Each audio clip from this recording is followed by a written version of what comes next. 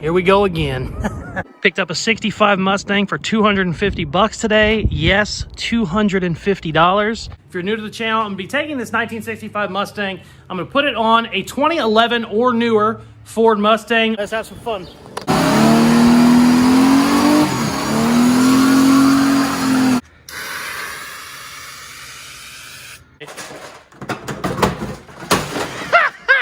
Let's get stupid. Let's have some fun. Pick it up. Come on.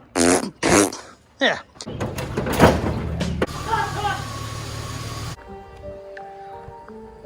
Check it out. Exhaust is done. That's a cool looking car, man. That's probably the meanest car I've ever built. What's up, it's Casey from Caseyscustoms. In this video, we're gonna do start to finish build on my 1965 Mustang. I picked this thing up for 250 bucks around a year ago, and here we are today. Let's get to the footage. I'll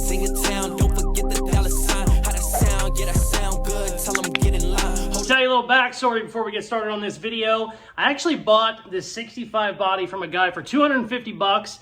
It had fenders on it, but they were no good. He said it was just completely rusted. It wasn't worth anything. He was going to scrap it. And the body ended up being a lot better than I thought it was going to be. So I didn't know what I was going to do. For probably 3 months, it sat outside my shop just on a cart. Then somebody gave me a C5 Corvette. So probably for another month or two, I was going to do a C5 Corvette swap. And then we just decided that was too much work. And we decided to go with a modern Mustang chassis swap, and that's what we ended up going with. That's enough talking though. Let's get to the footage. This is the very first video of when I got the car. Let's go.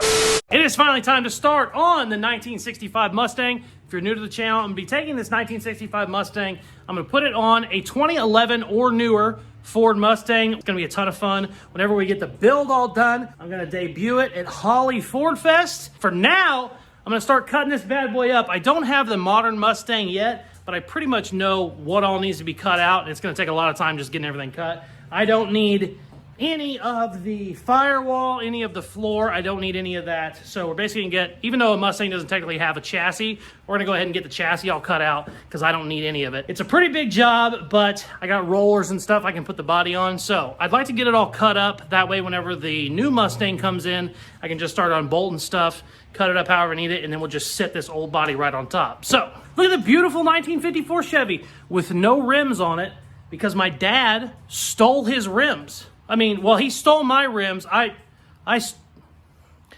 stole his rims, and then they're right there, but he couldn't get them off of that car, so he stole them off that car.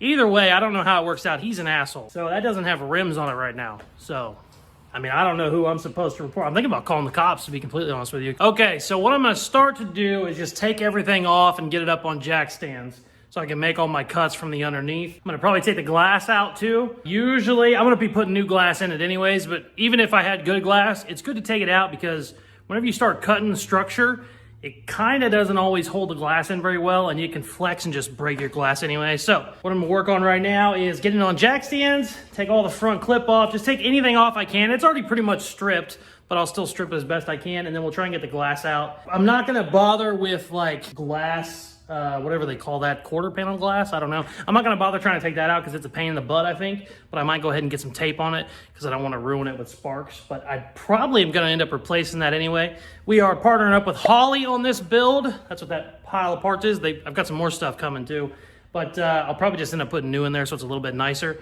We can really show off the awesome products they have, but I don't know. Usually when I start rambling like this, it's because I know I have to do a bunch of work, and I just want to ramble and not get to work. So, all right, let's get to work.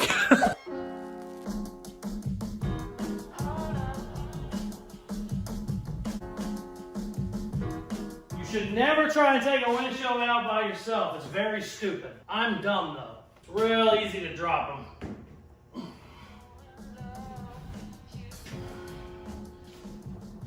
Especially when it's still glued in a little bit. Hold on a second. Damn! Okay. Okay! That wasn't that bad. I got the rear one out already too.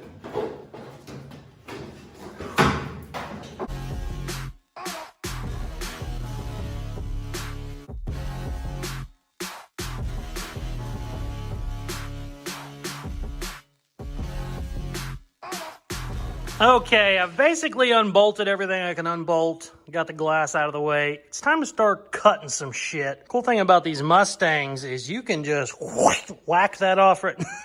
You can cut it off. Wait, saying whack it off sounds... You can just whack the hell out of it.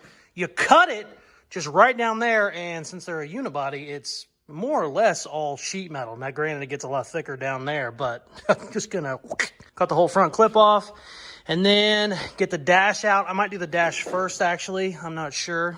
And then we're going to come back here and figure out how we're going to cut the rear end with the leaf springs. A buddy of mine wants this, which is fine. I don't need it. I could go ahead and try and cut the floor out in one big piece, but most likely I'll do it in a couple different pieces. But I'd like to get perches out, cut both the perch boxes out, and then just wheel that whole thing out of there. So I don't know. I think I blew a fuse in my plasma cutter, but we might check that out because if it's working, it'll make real quick work of all this. I'm gonna go ahead and just bam. Let's get crazy. Let's cut some shit.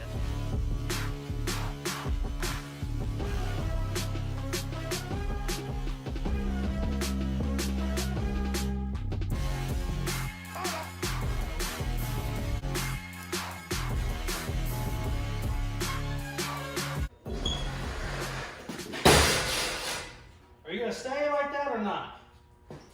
No, you're not. Okay. Well, I'm getting the hell away then. Whoa. No! Oh, I thought I was going to knock the fucking thing over.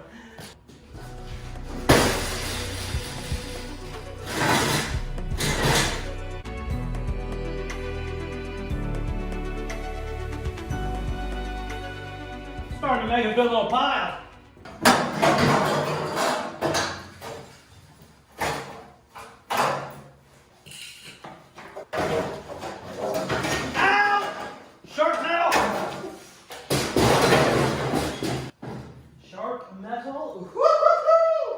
I'm gonna leave all this long, but in reality, this will need to be cut probably all the way to that line, you know, all the way to the seam rather. But I don't have the newer Mustang yet, so I'm not gonna go crazy. Just in case I have a little bit extra meat there, I'll leave it there. Rear floor out. I don't know if I'm gonna get all that done today or not. It's getting kind of late. I might cut a little bit more and then call her a day.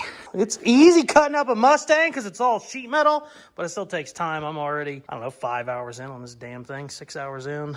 Yeah, all right, let's whittle a little bit more.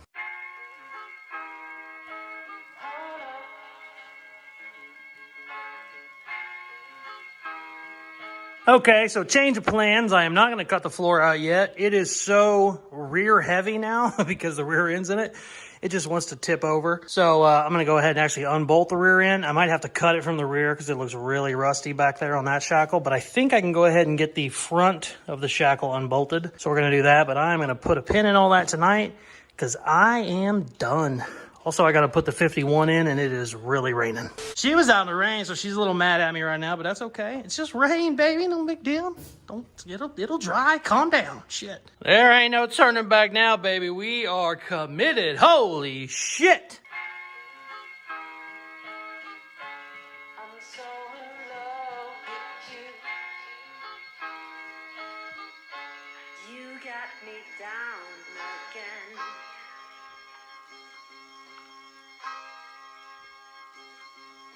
Check it out. We got the rear end out. We got all the front end out. I'm going to go in now, chisel out the pan the rest of the way. Probably go ahead and chisel all this. There are rear frame rails right here. It's a unibody, so frame rails. But I think I'll probably go ahead and cut them out to about here, but leave some of this here because they're kind of tying in the back to keep it structured. But in reality, I can kind of go right along there, get rid of them all. I think they go right against the wheel well right there, so I might get tricky cutting that. But depending on how much of a pain in the ass it is when I get there, I might leave that for now, but I don't know. I might not. The only thing I don't want is I don't want to cut out so much that it just kind of wants to go wherever it wants. The front is completely cut out, which is okay. And it's really not that big of a deal if the back is cut out, but it's more for like, just, I'm going to put it on a cart probably for a couple weeks. So I want to leave something for the cart to go to. What I'll do if I have to is cut everything out and then weld a couple pieces of square tubing in there to mount it to the cart basically. But yeah, we got a lot of cutting to do. Got the rear end out, which is nice. It's just a shell at this point. I just picked up this whole back end and this is the heavy side. So it's probably only, you know, a couple 100 pounds right now. Let's cut out the sheet metal, baby.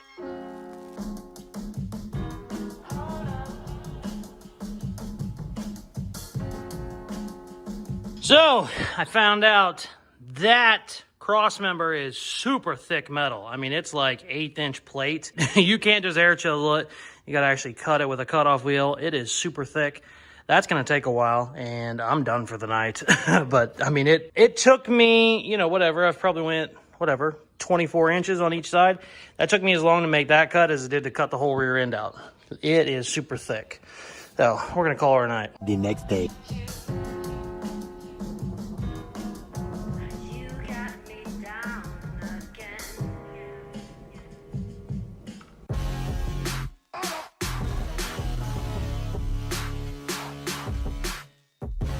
Ugh, that back section took me probably twice as long as it took to cut everything else out. Those rear frame rails are just super thick. I had to cut through them twice because I had to cut them there and then again there. And I actually need to trim that side a little bit more to get rid of the rest of it, but it's okay for now. But holy cow, I had like 2 hours cutting this stupid thing out. These, I had no clue. Look how thick that is. That's a beast. I had to use the plasma, the hair chisel, the cutoff wheel, the sawzall. We had to use everything. I think what I'm going to do now is sweep underneath it, take my little rolly car, roll my car underneath it, and then weld some bracing in there so it's sitting on my car. I just got to try and make sure the car is far enough back where it'll be centered. But instead of trying to lift the body up real high and put on the cart, just roll the cart under the body. But I got to clean it first because it ain't rolling under all that shit.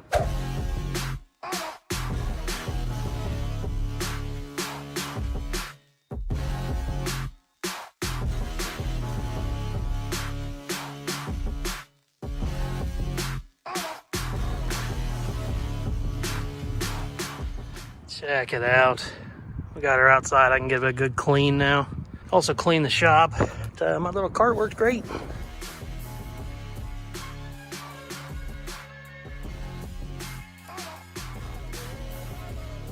So I'm having a long day. It's cold again. It was like 75 for a month, and now it's 20 again. I don't get that. I'm freezing. I also just have a lot of work going on with YouTube content and also customer cars, but the day is better because I stole candy from my son. Some of you would say that's wrong, but no, I'm his father. I have to inspect it, make sure it all tastes good. And if he's lucky, I'll give him a piece of the 100 pack that we got. Second thing great that happened, got a couple of really big packages from Holly for the beautiful Mustang. So let's open them up. That one's huge. That one's like a refrigerator box. I have no idea what any of this is yet, so let's open it up.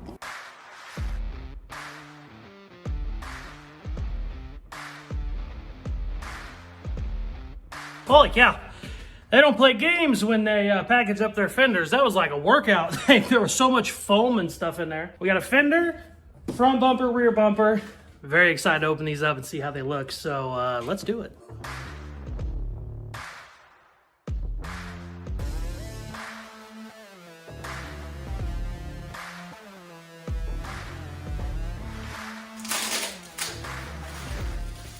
I'm not gonna lie to you, I get nervous when there's this much chrome around. Damn. Oh, it looks just absolutely perfect. Brand new bumpers, man. Look at that chrome too. Look at that. Oh my gosh. Wow, they absolutely look perfect. These are the Scott Drake brand. This is one of Holly's brands they own. Scott Drake basically specializes in Mustang restorations. I mean, that's absolutely perfect. Some people might not know, but just because you get a new bumper doesn't mean it's perfect. And these look absolutely perfect. Ooh. I get nervous with this much chrome in the shop. Look at this front fender. Ooh. Man, this build is going to be a lot of fun. I mean, absolute perfection. It lines up perfect. I threw it up there. I'm not going to put bolts in it because the body obviously is just sitting here, but the lines are absolutely perfect. Really, really impressed. I have not seen a bad part yet from Scott Drake, which obviously you wouldn't think you would, but I mean, they are just, sometimes with aftermarket stuff, anybody that does this stuff, you know, sometimes the aftermarket stuff just a little bit off, or, you know, the lines are just a little different, or the gap's a little bit worse. Everything I've looked at so far has been absolutely perfect. I am so excited. Got a new hood coming, new fenders coming. They're going to be, you know, a ways down the line, but we are really off to a good start here. We are back on the 65 Mustang because I just bought a 2010 Mustang. Let's check it out. Then we're gonna cut it up. Listen, you two are gonna make a baby.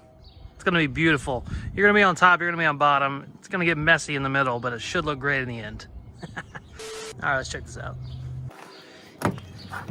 It's not too bad. It definitely needs a good cleaning. I got it super cheap. It is actually a 6-cylinder, which is not what I wanted, but we're gonna go ahead and coyote swap it.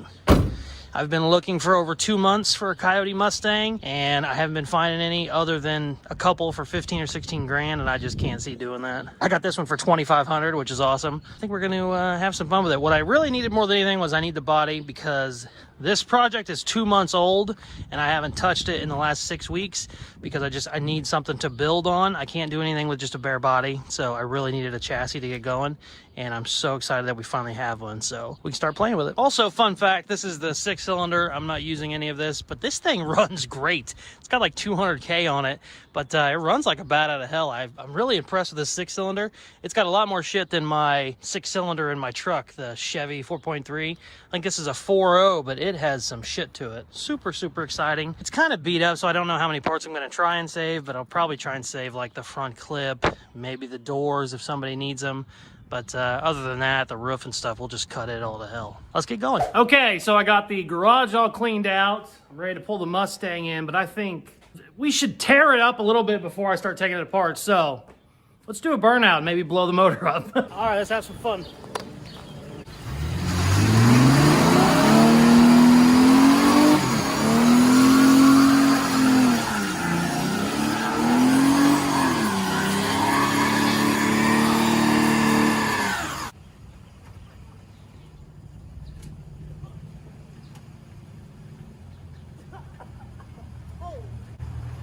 Oh, shit.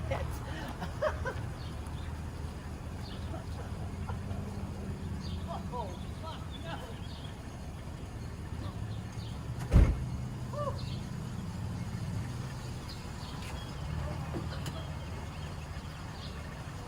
Look at the wind ticket. Whoa. Holy shit.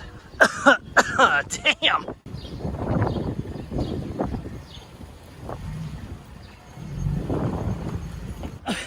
Holy shit. Look, we started ripping up both tires real quick. That was a lot of fun. Oh, so naturally we had to have some fun with it. I painted on the tint for TikTok and Instagram, and we really had a good reaction. Here's those videos here. Okay, so some of you guys were talking about how I wasn't spraying right with these turbo cans. Well, let me show you. I just got this brand new Mustang, and I want to tint the windows. It looks a lot better when you use black paint, and it's a lot cheaper than tint.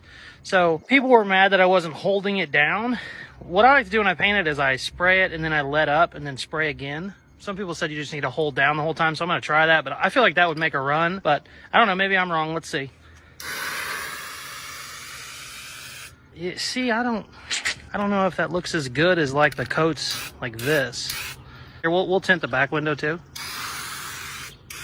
See, I feel like it looks better.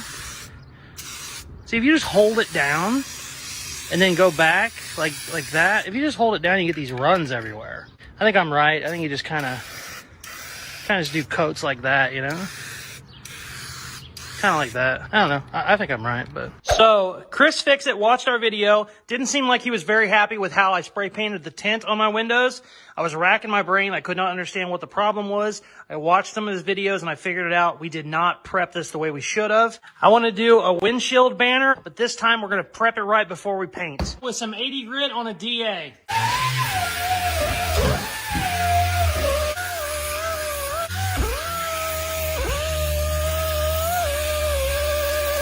All right, now we really got it prepped. Oh, yeah. Oh, yeah. Damn! That looks sick. Oh, yeah, man. I want to go a little bit lower than I had it. Kind of like that. Let's look on the inside. Oh! Oh, I love it. Thanks, Chris. The prep really helped. Love you, man. But that was great. A lot of people were very confused, which is what I was going for. A lot of fun, but we've had enough fun with it. Now it's time to get down to business. Let's start taking it apart. I think I'm going to take the front clip off. Then I'll probably work on the doors. And I believe the trunk lock is broke. So I'm going to have to actually crawl through to get the trunk open. And then we'll move back here. But I'm going to start on the front. And this is going to take several hours to disassemble. So we're going to put it on time lapse.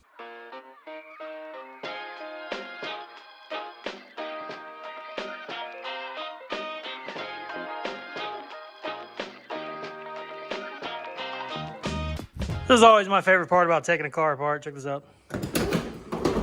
Oh, it didn't fall off. Well, it kind of fell. All right, let's try it again. This should work this time. I'm getting out of the way because these doors are not light. I love it. Front clip is off. Doors are off. It is time to work on the back. I want to get the bumper, the taillights, and the trunk. And like I said earlier, I have to climb through to open it up. I'm not very excited about it at all. But the goal for today is get all this stripped, and then tomorrow we'll come in here with the Sawzall and whack, give her the old cut. But I gotta do some crawling.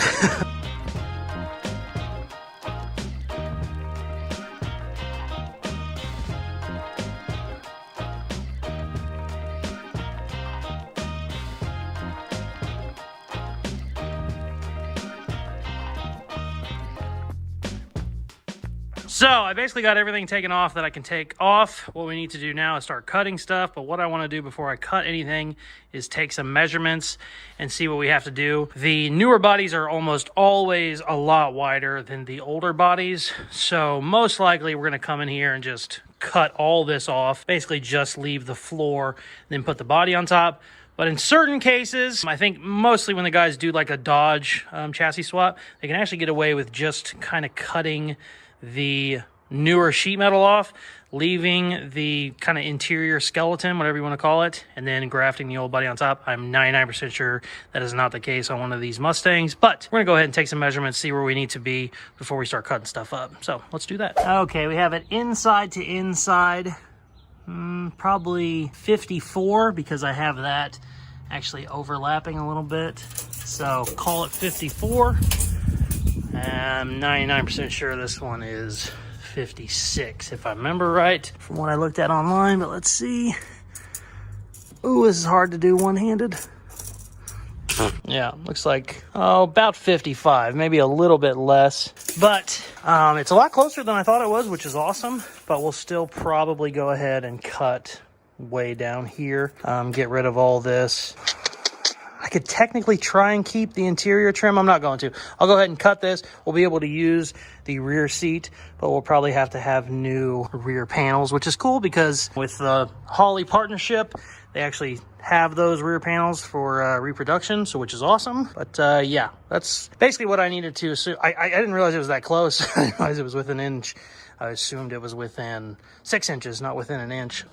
That's pretty cool. We still need to basically go cut here. Probably have to shave all of this down in here, kind of like I do on all of my builds. The good news is we can get really wide with our fenders and our flares, so we shouldn't have to go too crazy with cutting in any of that. We need to break out the Sawzall and have some fun. I think I'm gonna probably go ahead and take these panels off and then probably take these panels off, just so it'll be a lot easier when I'm cutting it.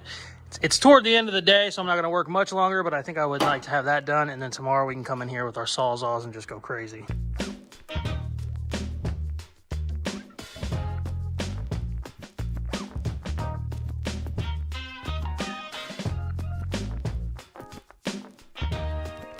Check it out. We are good now for cutting. Really excited. I should probably break the windows, but I don't know if I'm going to. I might just do it tomorrow. Changed my mind. Let's do it.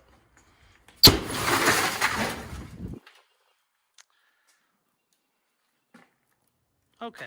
Wow, I think the paint actually held it together. Holy shit! What? Oh my god, that was awesome. All right, round two. I cannot believe that happened. There we go. The paint actually kind of holds it together. That's crazy. Also, if anybody is wondering why you break the glass, because I can't save it. I also don't want to sell used glass. You could have a glass company come out and have them, they could take it out, but I mean, used glass is just worth nothing. The reason you break it is because whenever you're using a Sawzall, it just shakes the hell out of everything. And one of the first ones I ever did 15 years ago, I was cutting way back here, and the shaking of it broke the glass, and basically my head was like right here. I just got shattered glass all over me.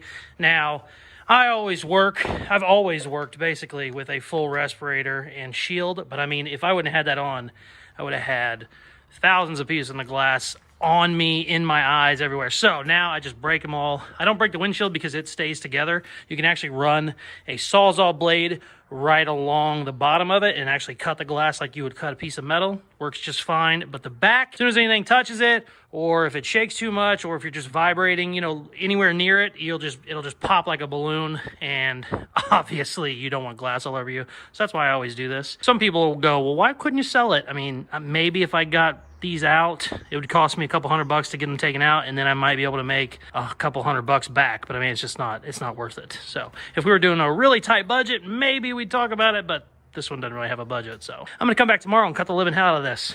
Peace. The next day.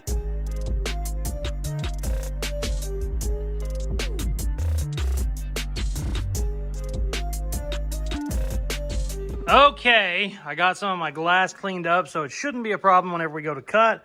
I got some brand new Sawzall blades. It is the next day. We are ready to tackle this. I think my first cut, I'm just gonna go right across here, and then the front of the windshield. That way we can get the bulk of the roof out of the way.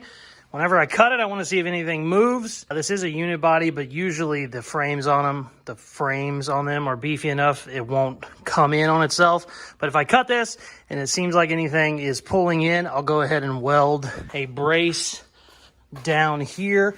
Oh, it looks like they got a pretty damn good brace in there already that goes all the way across. But just in case we have any super flex, I'll weld a pipe in there to kind of hold it together. But usually these new ones are built pretty dang good. You don't have to, but this is a unibody, so we got to just kind of keep in mind whenever we start cutting it. If you cut it and something jumps, you know, a ½ inch, you obviously need to pull it back and get a brace in there. But I think we're okay. Let's cut some shit.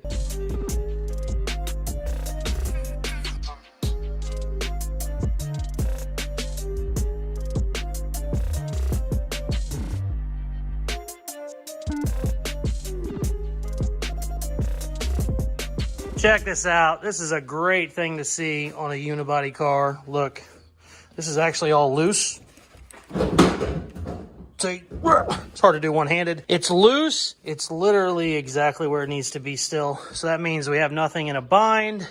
It's obviously not super dependent on having a roof or not. I was told these weren't, but it's always, you know, you always want to check. I did a chassis swap on a Lexus years ago, and when I cut the roof off, it just jumped in like 4 inches. So very, very happy that that's that way. I got the front post cut, but I don't have the windshield broke. So I need to go in here, break the windshield out. It's never fun. It's always a messy pain in the ass, but it's really the only way to do it. We're going to do that now, and then I'm just going to throw this whole roof over here on the floor, and then we'll have a scrapper pick it up. All right, let's try this again.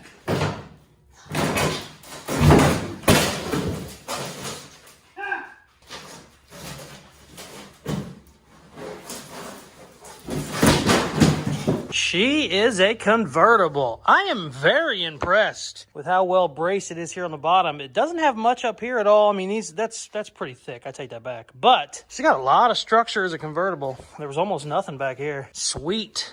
What I'm going to do now is I want to get the rest of the windshield out, which really, really sucks. You got to go in here with an air chisel. Chisel out that glue. It's a pain in the butt. You get glass everywhere. I put so much extra protective stuff on because I don't want glass in my face and whatnot. I want to get that done, and then I think I'll come in here and start shaving these down a little bit more, and then we will tackle where we're going to cut these quarters. I'm not sure yet. Most likely, probably all the way down here. All the way down here. I would definitely want to keep this, so I'll probably cut around it and then try and get this whole quarter off. I also want to leave the package tray because I want to reuse it. I want to reuse the rear seat and the package tray the way it is. I think it looks perfect. And yeah, let's keep cutting, baby.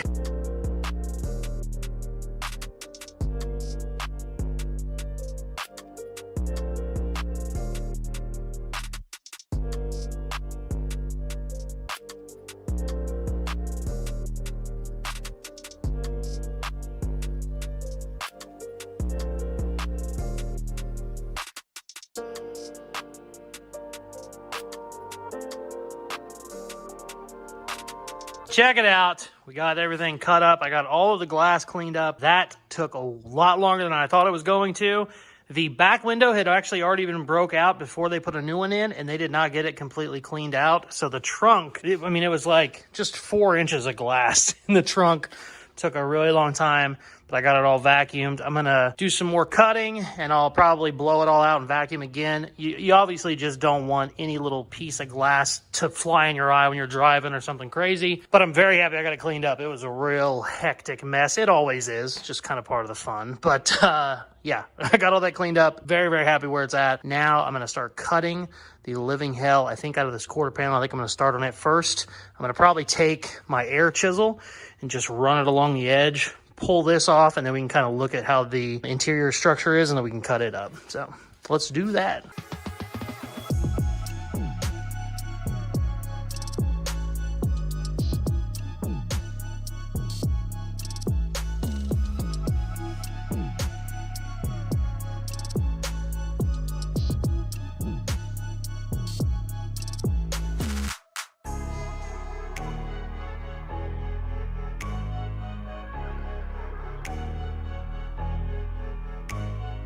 Looking very good. I got the back section all cut. I got both the quarter panels cut.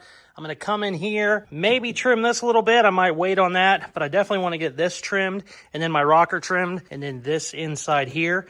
And we're probably going to call that an episode. After I get all that cut up, we will obviously take it for a drive. You have to take one of these for a drive. When you cut it up, it's just, it's part of the rules. It's also a ton of fun because it's so light now. But I'm running out of time. We have a ton of hours in this episode. I say that every week, but I really do. So we're going to cut a little bit more, get some of this stuff out of the way, and probably call her there. But I'm rambling. Get back to work. Check it out. It is 99% cut. Like I said, I'll still have to do a little more trimming whenever we go to put the older body on top, but I'm beat. This is an 18-hour day, and this was basically the third one I've had on this one, so we got a lot of hours in this, getting it cut up the right way. The good news is, I think all I gotta do is bolt a couple grounds back up. I undid a couple wires in the back, and the doors and stuff, I just unplugged them, so we should be good there. I think I'm going to be able to just throw a battery in this and fire it up tomorrow. We'll take it for a spin, which will be a lot of fun. Sweet. I'm going to bed. I'm tired. I'll see you tomorrow. Look at this beautiful day. 70 degrees and sunny. Definitely a good day to do some stupid shit. Goal for today is to take this old girl for a spin. I probably have like 5 things that need to be regrounded. Obviously, you lose all your grounds whenever you cut so much of the car off. I also have some cut wires. I believe that we're going to something on the roof, probably the dome light. I don't know. There was a bunch of wires, though, that got cut that I was not trying to cut, so we need to go through those, make sure none of those are open before we plug the battery back in, and then we'll try and start it. Hopefully, we should be okay. One thing I will say that was awesome, this Mustang had about half the wiring that the Lincoln did on that truck. So there wasn't as much wiring as I thought there was going to be, and luckily most of it ran under the car or on the inside of the rocker panel, so nothing really got cut. I was keeping an eye out. I didn't want to cut it, but nothing was really in my way, which is awesome. So let's go through this wiring and try and fire it up. Okay, I think I have all my wires put back. Something made noise.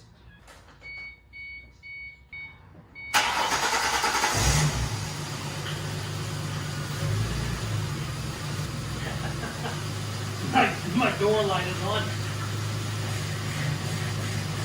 Okay, it's time to take it for a spin. Obviously, I don't want to go to jail today, so we're just going to play with it in the alley a little bit. I got the GoPro hooked up. I never know how the GoPro footage is going to come out, but I got the GoPro footage hooked up perfect where you can see over my shoulder. So let's have some fun. Oh, well, that was weird.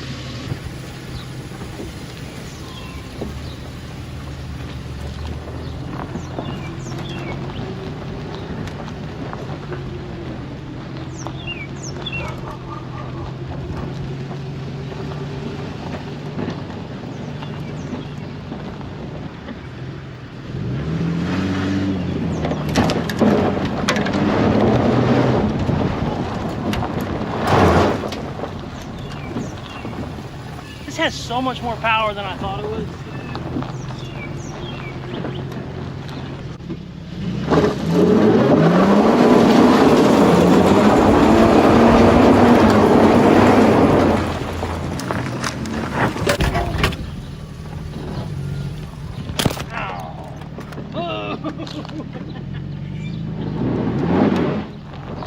Please tell me you didn't break.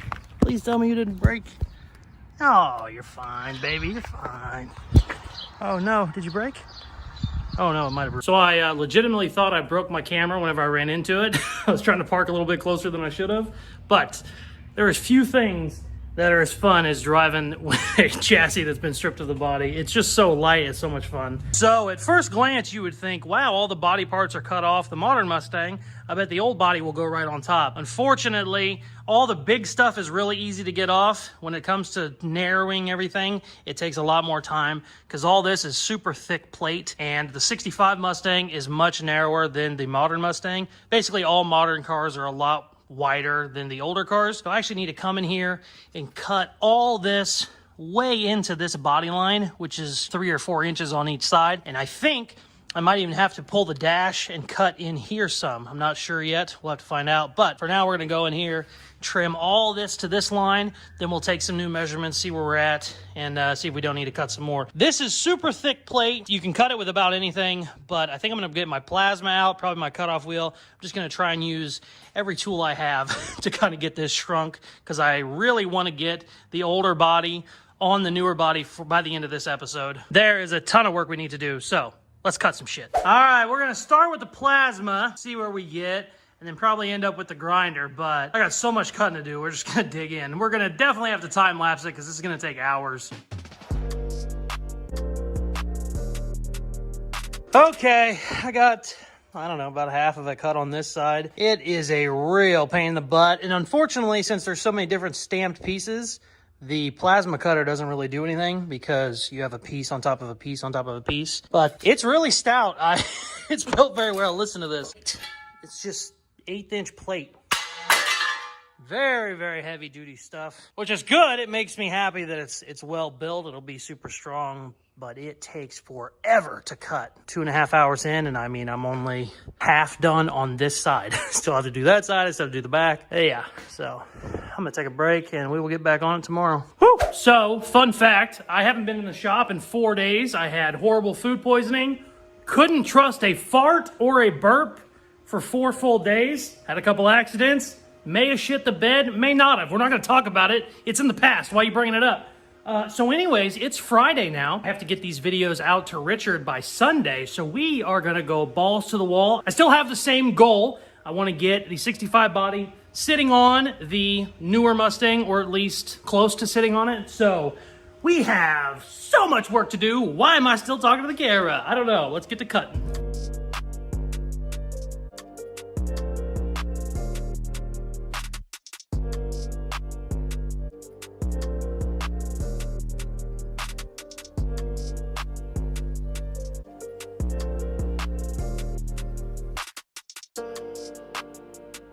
So I got this side done. I need to do the other side. I'm taking some measurements, and it looks like I need to be way in here, which is very upsetting because that is just so much more cutting and meat that needs to come out, and I'm not in love with it. I don't know, I might need to brainstorm, maybe see if I can't widen something on that. I'm okay with widening the fender flares and that stuff, but the actual body, I don't know that it's going to go over.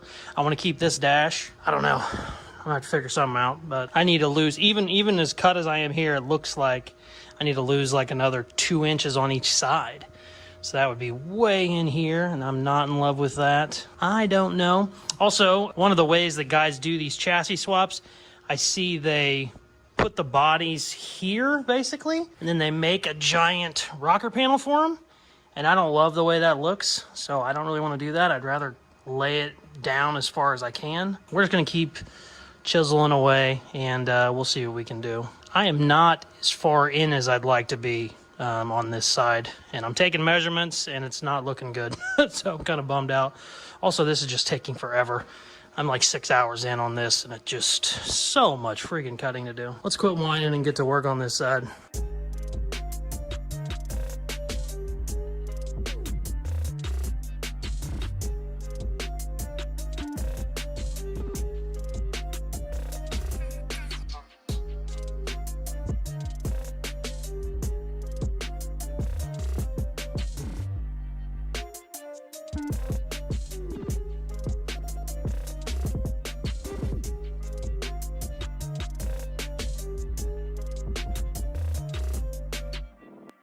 So, funny story, I just blew up my Sawzall. It's an old Sawzall, so it's bound to happen. And then, about 2 minutes later, I ran out of cutoff wheels for my grinder. So, it's almost the end of the day. This is a perfect quitting time. So, I'm going to go buy a new Sawzall and get some more cutoff wheels. And look at all that smoke. That is from a little bit of the Sawzall smoking, and a little bit of, you know, cutting stuff we probably shouldn't be cutting. So yeah, it is a very good ending point. I am done for the day. Come back tomorrow, and basically whatever I can get done tomorrow is what the video is going to be. So hopefully we can get this cut the rest of the way. Cut some more on the body. The actual 65 needs a couple things cut on it. Do one of the old wink, wink, wink, wink, one of those type deals. You know, a wink, wink. All right, I'm done for the day. It's like day 5 or 6 of cutting this thing up. It just is taking forever.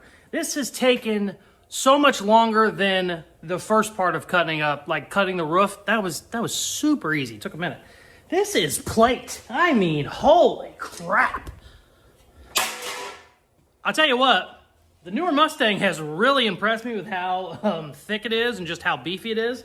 I was not expecting this at all. Very, very impressive. But yeah, let's get at it. Today is basically my last day of filming before we have to get this posted. So we got to cut some shit, and then we're going to get the old Mustang on the hoist out there and, I don't know, try and make a baby. But let's start cutting again.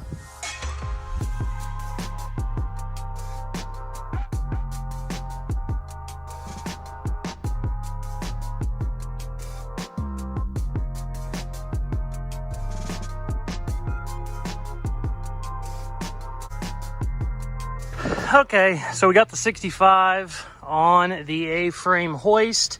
I'm going to come in here, chop this out, narrow all that in a little bit. I'm not going to cut it all out because I want some of the bracing, obviously. But I think after that, I'm going to go ahead, lift it up and see where we're at. I don't think we're even close. I think I need to figure out a way to gain a couple inches on this one or lose a couple inches on that one, but I really don't want to cut this one much more than I already have. So I don't know how I'm going to do it yet. I've watched videos on how other people have done it, and I've learned a little bit, but not really. I do my shit too weird anyway, so I don't really gain much from watching other people do it. So yeah, let's cut some shit and see what happens. Like I said, I don't have to trim a ton. I just want to get these wheel wells out and probably my trunk mounts. So let's chop it up, baby.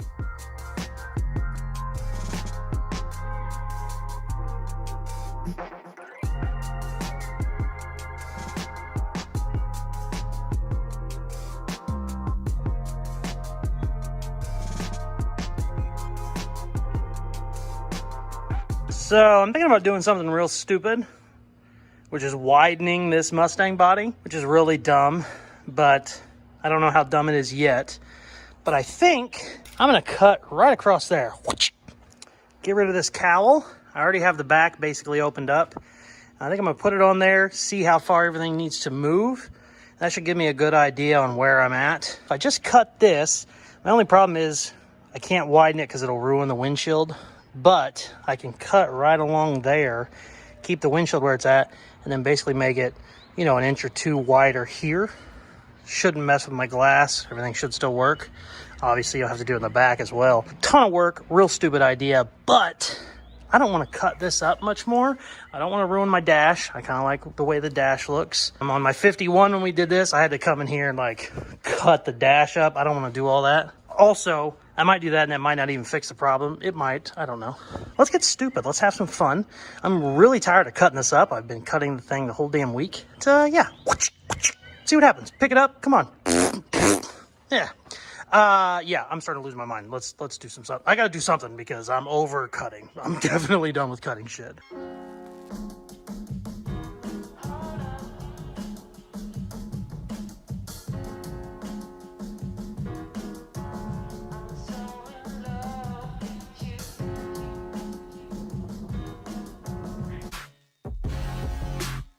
Okay, we got that one up in the air. Got to straighten this one up and then we will see what happens. I've been taking measurements of the Mustang. It's just not even close. It's just so narrow. So I came in here, cut like another 6 inches out all the way down, and I'm still trying not to cut into my dash, but I have to do all that on this side now, which is just a pain in the butt. This is, look how thick that is.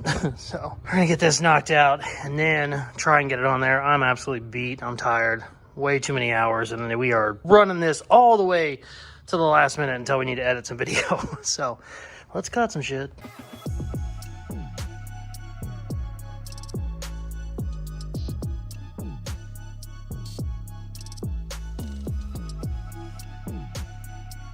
All right, we got everything cut down, about as much as it's gonna get cut. Let's see what happens.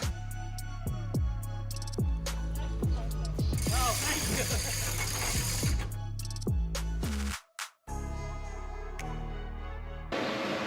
Easy. Easy, don't hit, don't hit, don't hit. This part's always nerve-wracking, man.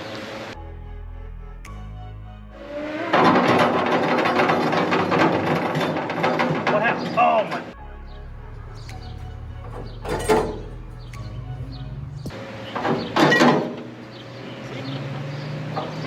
Easy. Easy.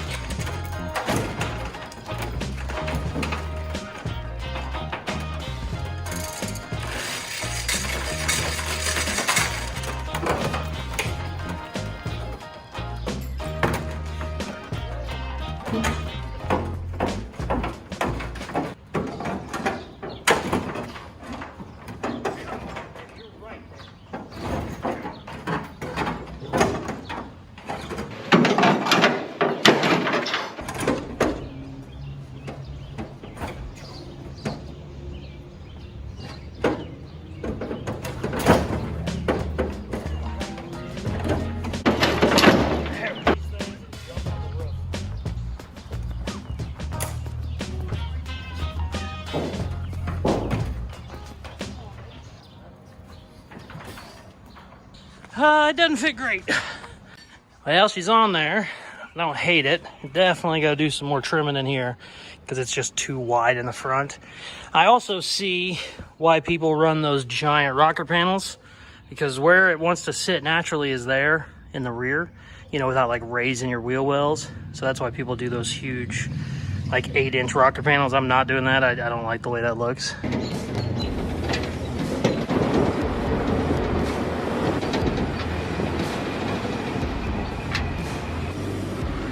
Hell yeah! I had a guy meet me over here the other day. He showed up with one that was folded in half. Thank you very much, man. Bet. You have a good one, man. You too.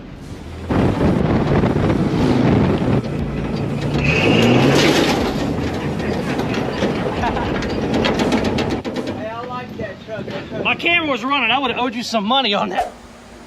I'm so excited. Finally got a trunk lid, baby.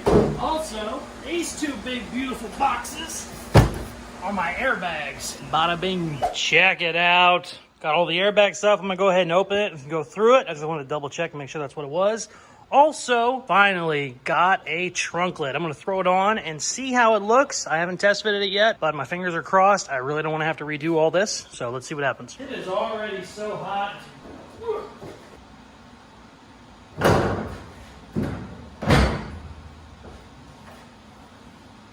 That's not bad. Spacing is perfect. It's up a little high on that side, but I think it's hitting here. That's okay. We just need to adjust our rear panel. Sweet!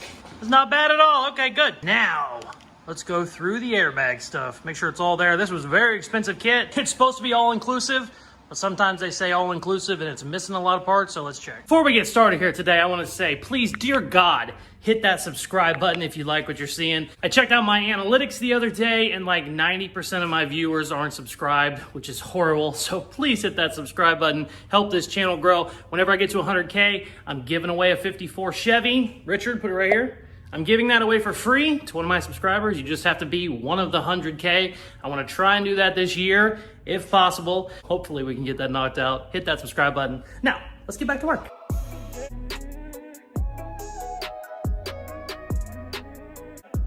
Check it out, got it all opened up. These strut bags are so friggin' cool. I've never actually used these before. I've always had, you know, a traditional style bag. So I'm really excited. Makes the front end super easy. These just bolt right in. These are supposed to bolt right in after you put some brackets on it, but I don't know how I trust that. The good news is everything is here, and that is a big compressor, which I like a lot. I don't know what I'm gonna do next. If I want to finish up the quarter panels and go ahead and get them all welded, or if I want to start doing the airbags. I think I'll probably wait on the airbags and probably just finish up some of this metal work, but I don't know. It's hard to look at them and not want to install them. Either way, I'm done for today. It is currently 115 heat index and it's only noon. So yeah, check it out. We got perfect gaps all the way around. It's not flush down here, and I don't know if it is a bend in the trunk lid or that rear panel needs adjusted. I assume it's the rear panel, but this isn't the best trunk lid. It does have a bunch of Bondo in it. It looks like it might have been hit over here. So my main thing I was worried about was my side to side. I can adjust that panel anytime. It's pretty easy. Nothing is welded up here, so you can actually kind of move it around a little bit. So I think I'm not going to worry about it yet until the new trunk lid comes in. I'll probably tweak it a little bit, but it'll be okay for now. Like I said, the main thing was I want to make sure these gats were good, and they are perfect. Very, very happy about that. So I think what I'm going to do, I'm going to go ahead, get these quarter panels put on for good. I'm supposed to have my flares here next week, so it'd be nice to kind of get the metal work done. Also, I would like to get this attached to the car. It'll probably be easier to show you on this side. This is still not attached to the Mustang.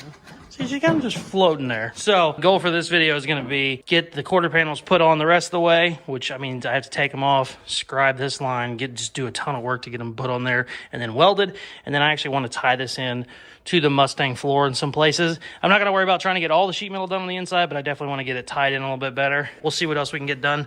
Maybe tackle the rocker panels. I think I'm going to go ahead and run exhaust down the side, which will hide my big gap I have down there. But I did buy new rocker panels. I'm going to take a look at them. I think these are just a little bit wider. I'm going to see if I can't kind of make something work with these so that I don't have to run an exhaust down the side, but I don't know. We're going to find out. The rockers I have aren't bad, so they certainly don't need replaced, but I'm trying to see if I can, you know, maybe section these kind of on there to change the angle a little bit. One thing I'm not going to do is have an 8-inch rocker panel like some of these guys do, but I might be able to kind of like tilt it back or something. I don't know. Either way, let's get these quarter panels welded on. I'm rambling because it's so damn hot.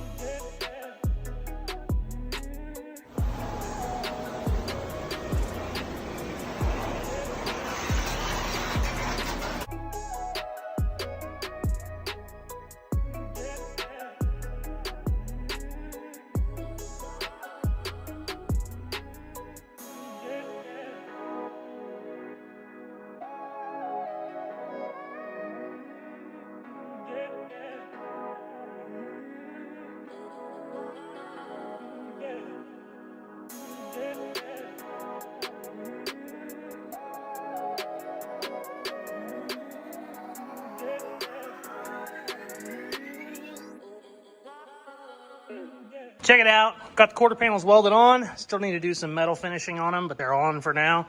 What I'm going to do now is I'm going to jack it up. I'm going to get it as high as I can. And I'm going to try and figure out what we're going to do with these rockers. And also, I can get the bracing from the bottom. I want to attach the side of this to the side of that because you see it move. And I think I can probably do it from the inside, but I might also be able to do it from up underneath. Either way, I need to get it up in the air. We need to cut these wheel wells out just like we did the fronts, because as you can tell, they got to go back about an inch. Yeah, let's do all that. So I got it all jacked up. I was I'm gonna go ahead and pop the wheels off so I can get in there and weld a little bit easier. I don't know who put the lug nuts on, but apparently they torqued them to about 400. The Milwaukee, where's the Milwaukee? The Milwaukee can't touch it. This thing is a beast. My Air can't touch it. And obviously, since I jacked it up, I can't put a pry bar on it now. So I gotta put this thing back down. I don't know who did this. These are little bitty. They're only like half-inch thread or whatever. Or no, they're not even that. They're 7/16. I have no idea who did this. The bad thing is whenever they get that tight, whenever you take them off, they'll just break. So hopefully whatever idiot put these on at 1,000 foot-pounds, hopefully they didn't go too crazy, because you can over-tighten them and it won't break then, but the first, you know, revolution, taking it off, it'll just snap it. So hopefully I don't break all my lug nuts. I checked every wheel. Every single wheel is like that. Not very excited about it. But so we get to put it all back down now. Yay!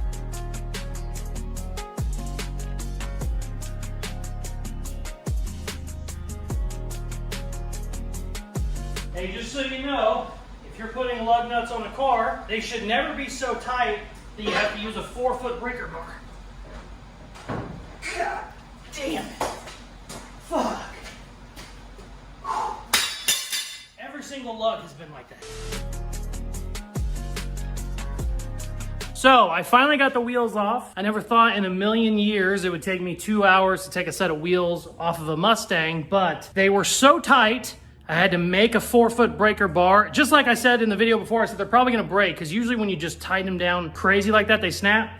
Snapped 2 of them, a 3rd one was messed up. Went ahead, had to go to the parts store, get the stud, change all that out. It's been fun, it's been a lot of fun. But we're done with that. I wasn't even gonna bother videoing it because it's replacing a stud, it's stupid, it's easy, it sucks, but you have to do it. So finally got all those done, got them off. I went ahead, while I have it jacked up, because I don't know if you know me very well, but I'm a very impatient person, and I can't look at these airbags over here in the corner and not just wonder, boy, what do those look like on the car? So while it's jacked up, I went ahead, hit WD-40 on every single bolt that will need to come off to do the airbags.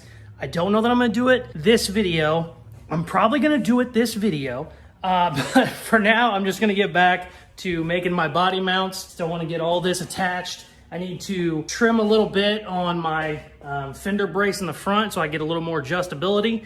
Right now it's just a little wonky. I want to get the hood fitting real good. With the fenders and hood fitting good, I can actually start making mounts on the front end too, because right now it's kind of still just hanging on there. So I said all that to say I'm going to probably do another 2 hours of sheet metal work, and then I'm going to put the airbags on because that's me, baby. Also, sidebar, I look like complete shit, but let me show you why. It is currently 11:45, and the temperature is 109. 109 heat index, which is just so cool. This little air conditioner don't do much. I mean, it tries real hard, but it don't do a lot. The fan kind of helps, but it's brutal out here in the Midwest, baby. All right, let's get back to work.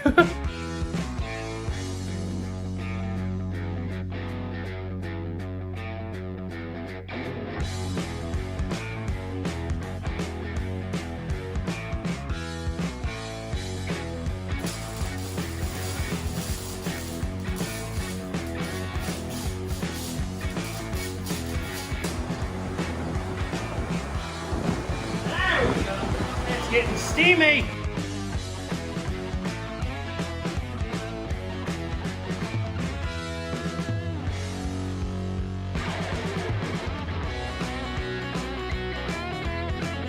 Check it out. I got the braces all welded in. That is actually solid now. Definitely need some WD-40 on that. Holy cow. I went ahead, cut, this was hitting on the hood, cut it back a little bit.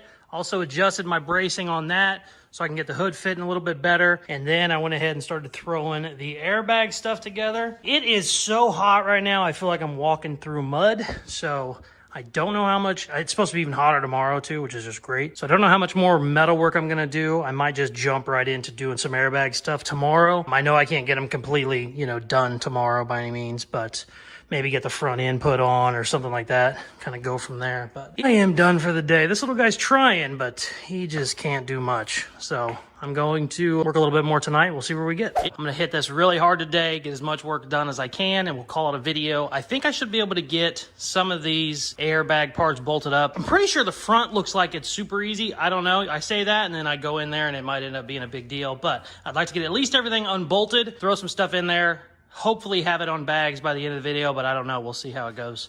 I think I'm going to go ahead and start on the front, though. I hit WD-40 on every single bolt yesterday, so they should, quotation marks, should come off a little bit easier, but I don't know. Let's find out.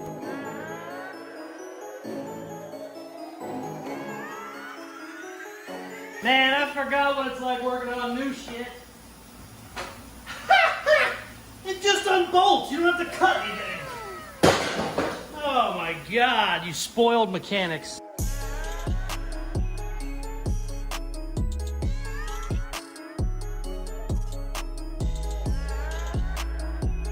I gotta start working on more new stuff. I don't hate this. I don't hate this at all. 2 hours later. Okay, I got real cocky with the front end. I was talking about how, you know, new cars are easy. This took forever. This was like 2 hours. And I had to basically take everything apart. I thought they would slide out with just a couple of bars. No, it's a whole thing. Go ahead and replay that, Richard, where I was like being all cocky and shit, and go ahead and just throw that in my face right now. I gotta start working on more new stuff. I don't hate this. I don't hate this at all. Where I was like being all cocky and shit, and go ahead and just throw that in my face right now, because that sucked. I'm covered in sweat. It's so ridiculously hot. And yeah, that was a bitch. Okay, I'm definitely not going to be able to get like all my lines hooked up and stuff, but I do want to get the bags up in there. I got the passenger side rear in. I'm going to try and get the passenger side front and then try and bolt some of this stuff back up. I don't know. We'll see how long it takes. If I'm another 2 hours in, we're going to call the video there. But if I can get some of this stuff put back on kind of quickly, that would be nice. And then in the next video, we'll get it all wired up and, you know, start making it do this, baby.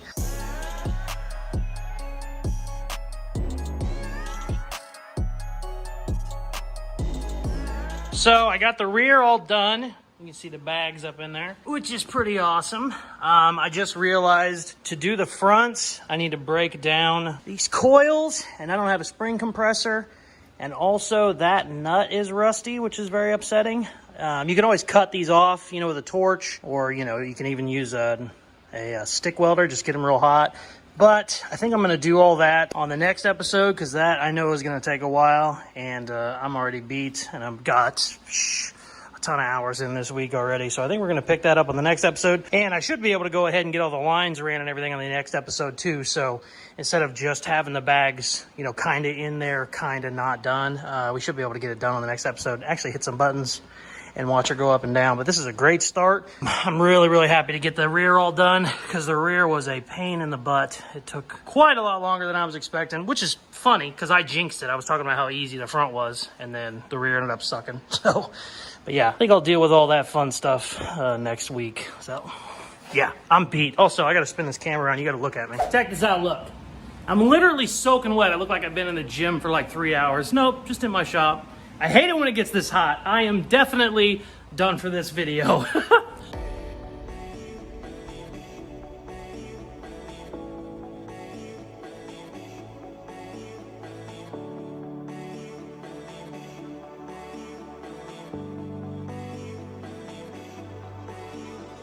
I'm really excited to get the airbags in. Originally, I didn't even think I was gonna get them this week, let alone actually have them installed in the car. So that's awesome. Anybody that's ever done anything with airbags, you know that the installation certainly isn't the easy part. Running all the lines and all that stuff takes forever, but it is nice to already have them in the car. And the fact that it looks like the front end just bolts in, I don't have to do anything crazy or make any brackets.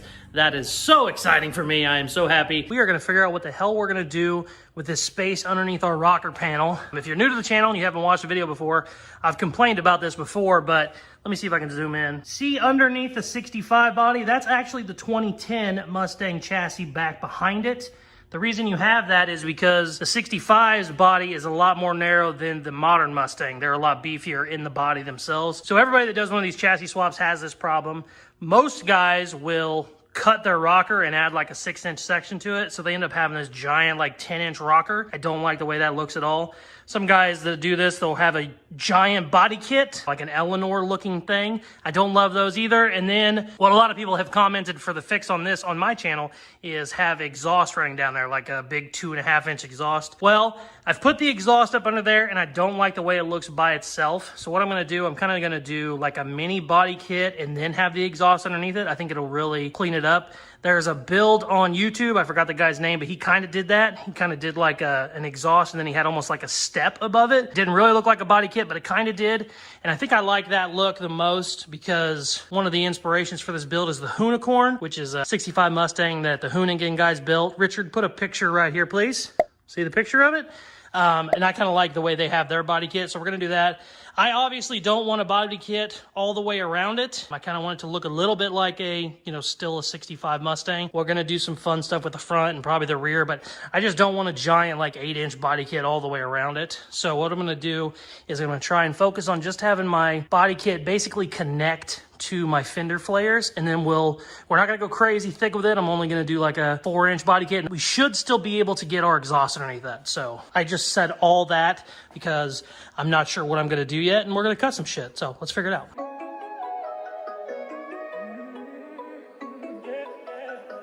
Check it out. I got some 5-inch spacers that I have some 1-inch square tubing sitting on, so I can kind of see where I want my body kit at. I actually really like that. I had it up a little bit higher. I had it at 6 inches, and you could still kind of see some stuff. But at 5 inches, that's not necessarily low enough to not see the 2010 frame behind it. But to see it, you got to get like basically down on the floor, which nobody's going to be looking at that angle. So I kind of like that. And what's cool about it being 5 inches off the ground, I necessarily don't have to run my exhaust out here. I still can if I want to, but I don't necessarily have to, which is pretty cool. So I think we're going to go with this for now. I'm going to leave those spacers there. This pipe isn't long enough, or this piece of square tubing isn't long enough, so I'm going to go ahead and weld another foot on it, and then we will start building our body kit.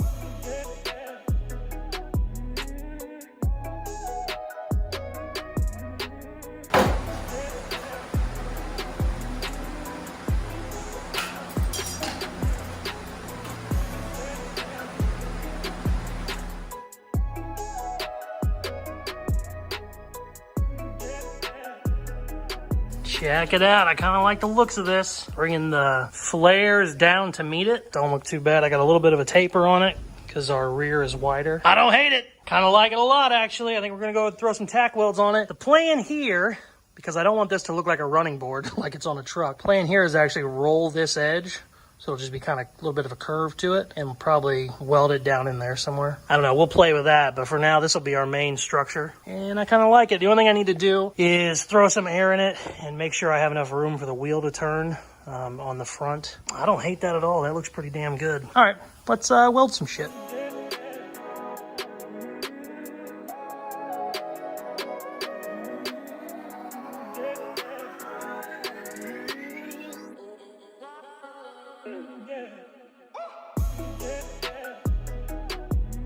Check it out, we got a really good start to our body kit. This is basically the frame. I made the fender flares go down to where the lower part is gonna be, calling that the running board, even though it's not a running board. Made both the flares go out. I aired it up to make sure my wheels still turned. They did. That's why I kind of brought it out a little bit more. I had it tucking the wheel real tight, but then they couldn't turn. It didn't matter how high it was in the air, it couldn't turn. Looks pretty dang good. I kind of like it. Has a little bit of a taper, which I really like. But now is the fun part. We got to start putting sheet metal in there. And like I said before, I don't want to just straight it. I want it to like have a lip on it. So I'm going to cut a couple pieces. This is like 8 foot, so I don't have long enough sheets. I'm going to do it in 2 sections, and we'll take it over to the pole and put a little curve in it.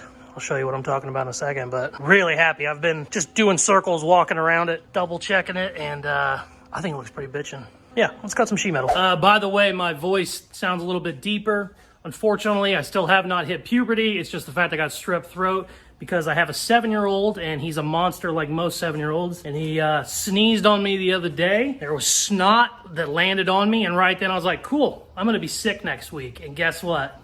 I was right. So yeah, I wish my voice sounded this gravelly, but I would rather have my shitty voice back than be sick. But yeah, anyways, let's cut some sheet metal.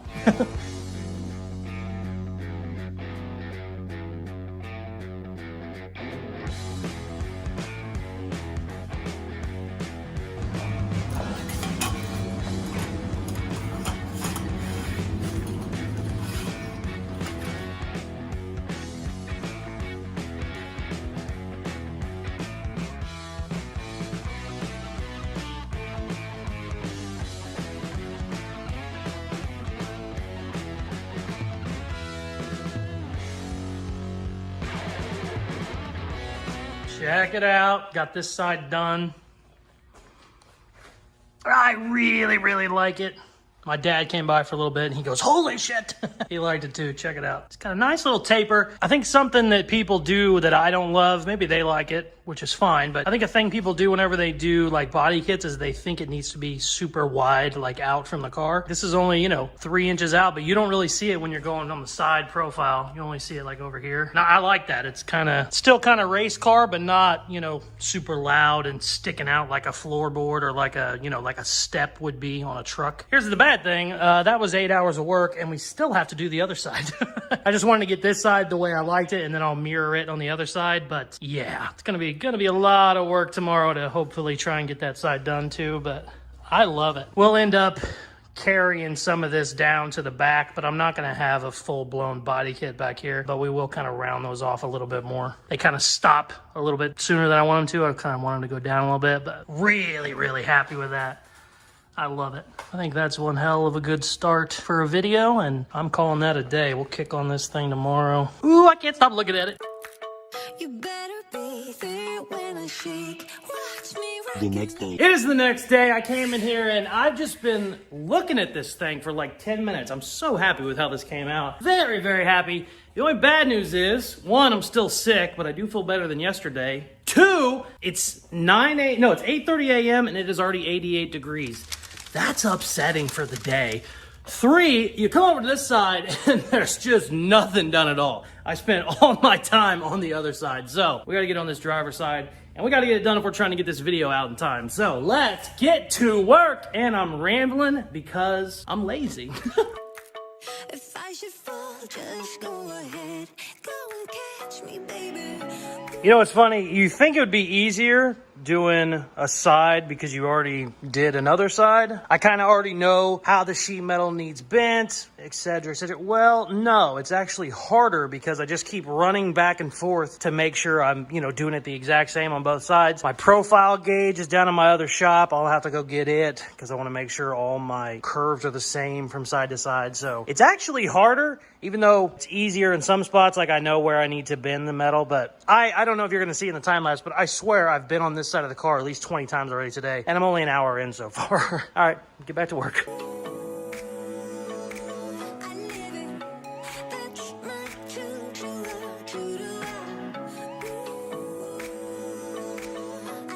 love. Okay, I got the frame laid out, measured it 600 times, the exact same as the other side, which is nice. I'm gonna start cutting my sheet metal now so we can start doing that radiused edge. And then whenever I get that big piece in there, then I gotta make these 30 or 40 small little pieces to tie it all in. But I am happy. The frame is the exact same location, front to back, side to side, which is nice. It made me happy. I really didn't want to the radius change from one side to the other because that's kind of wonky, so I just really wanted to make sure that was locked in, and it looks like it is, which is nice. But I'm gonna cut some sheet metal up.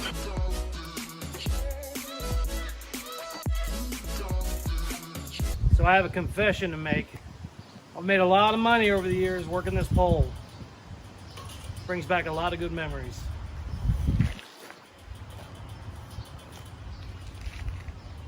Because I like to shape metal on it.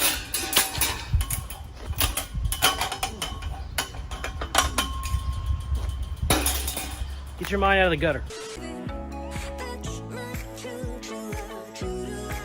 I love it. Crank it up, yeah. Check it out. I got the big piece in there, which is our big rolled piece that we formed over there on a pole. Now I have to make about 20 little pieces in all those sections because you still want this radius to match even though it's down in there on both sides. You can probably see it better over here, actually. I don't know how much of this is on time lapse and how much isn't, but there's just a million little pieces in there. So still got to do a lot of welding and stuff. We're definitely not doing that on this episode, but I'm really happy I got the big pieces done. If I get done today in time, I don't know. I'm already 6 hours in on this, just on this side, and we still have a lot of work to do. But if I have some extra time today, I'm gonna put on these billet aluminum tail lights. Ooh, we're gonna see how they look. These are from the beautiful people at Holly. Actually, there's a Scott Drake, if you want to get more specific, but Holly owns Scott Drake. I have a subscriber who's gonna be sending me some stock tail lights, and I'm gonna basically put them both on there, see which ones I like better. But these billet ones are pretty badass. I have the lenses too, so if we run in time today, or if we have enough time today, I'm gonna go ahead and put those on and we'll see what they look like. I do kind of like the way the stock ones look, so I don't know. I haven't made my mind up. He said, hey, if you don't have taillights, I said, well, I do have taillights, but I'll like them because I want to see, how they look. All right, more welding.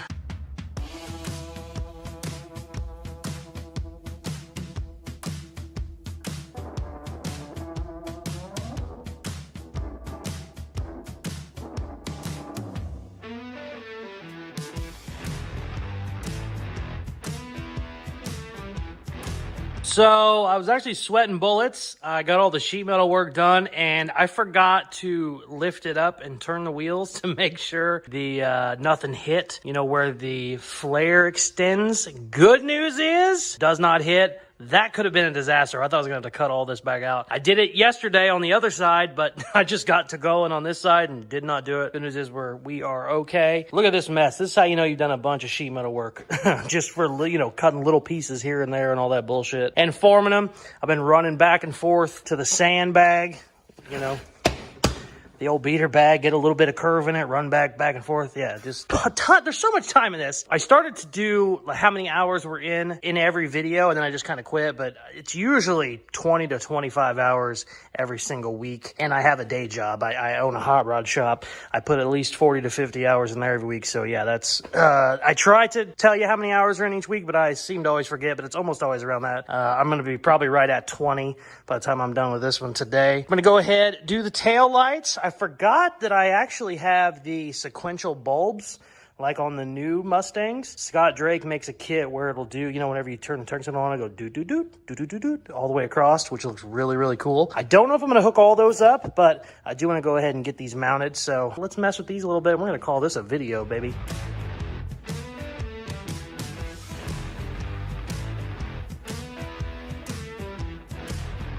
Check them out. I don't hate them. They're not too bad. I don't know that I love them either. I don't know. They're pretty cool. They're pretty bitchin' looking. They're crooked right now because you have to drill the holes for them, and I didn't want to drill out all the holes just in case I'm not going to use them. So I kind of just got them sitting in there for now. But they're not bad. I don't hate them. I definitely want to see what the stock ones look like just in case I like those more. They're not too bad. Let me know what you guys think. I might hate them. I don't know. I might love them. I'm changing my mind as I'm watching it through the camera right now. Yeah, either way, we are going to call that a video. I'm going to move this around a little bit so I can get the 54 in because we're going to be doing a lowrider style paint job on the 54 roof. Very excited for it, but yeah, I'll show you what it looks like when it's all down. We'll go over it one more time and call this a video.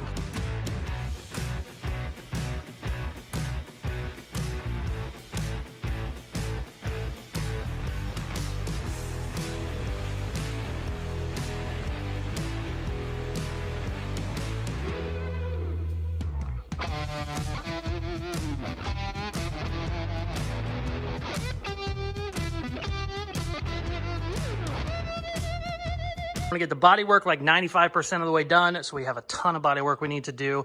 Also, I wanna get the turbos mounted. I don't think they're gonna be running, fixed, and tuned in 5 days, but I'd like to get them mounted to kind of see how everything is gonna work out. If you didn't watch my other video, you wouldn't know this turbo kit is not even for this engine. We're gonna have to do a lot of cutting and fabricating, but I like to cut shit, so that's okay. The only turbo kit I could find for a 4.0 Mustang was like $6 grand, and I'm not spending $6 grand on a motor. I'm probably gonna send to the moon. So I bought an older kit that was a little bit cheaper, and then I bought brand new headers that actually go to this motor. So we're gonna start putting some of this shit together, see what all we gotta cut, see what we gotta work. I think what I'm gonna have to do most likely is cut the header flange off of this and then spin it 180 degrees so that my headers come up this way and then they can go straight to my turbo, but I don't know yet. Right now I'm just moving with my hands, acting like I know what I'm talking about. But yeah, let's get to work. The first thing I'm gonna do is put Bondo on because I can put the Bondo on and then while it's drying, I can mess with the turbo stuff. So we're gonna start slathering some mud on this baby.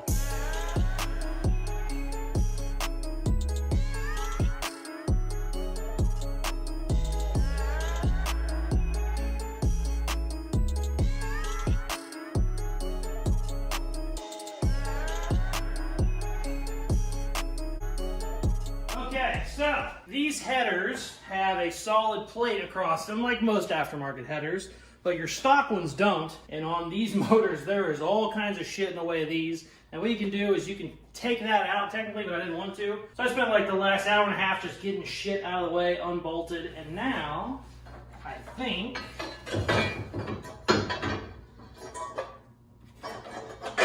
perfect. They are on there. The flange is actually tight to the block.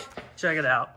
Got the other side working too. Now, none of that matters because I need to flip all that around, but I didn't want to start cutting and modifying shit if I couldn't at least get the flange sealed to the block. But we're good now, and the good news is all the shit that I took off I can put back pretty easily, but it gave me a ton of room. I have so much room in here. This is way more room than I had on the 51 Chevy that I turbocharged. I ended up having to run that turbo like up in the inner fender. I can kind of do whatever I want here. I think I want 2 of them like right here and then just running straight in. I might bypass the intercooler and just go straight in, but I don't know. We're going to cut the hell out of these brand new headers and start seeing what we can do.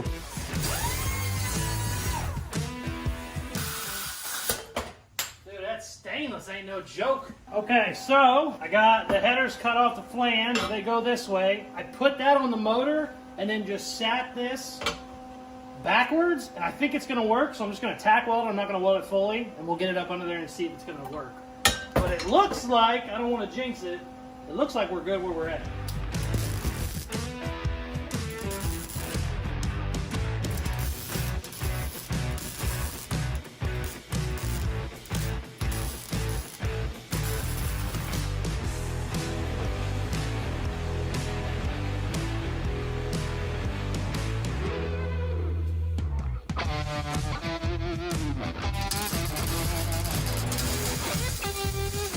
That ain't looking too bad right there, baby. Check it out. We got one of the old spinny boys up there. Coming straight off the header. Flip the header upside down. I think that'll work. And then we'll just go whoosh. I don't know. We might use the intercooler. We might not. I got some room down there, but I don't have a ton. If I do the intercooler, I'm going to have to do some wonky shit going in here, but I don't know. We might be able to do it. It's not really the end of the world if it doesn't have an intercooler, but what really matters is when I get the other side done, and then we can kind of start figuring out what we're going to have room for. This side was the harder side, so hopefully that side is even easier, but I don't know. We'll see. Sweet, man. Awesome.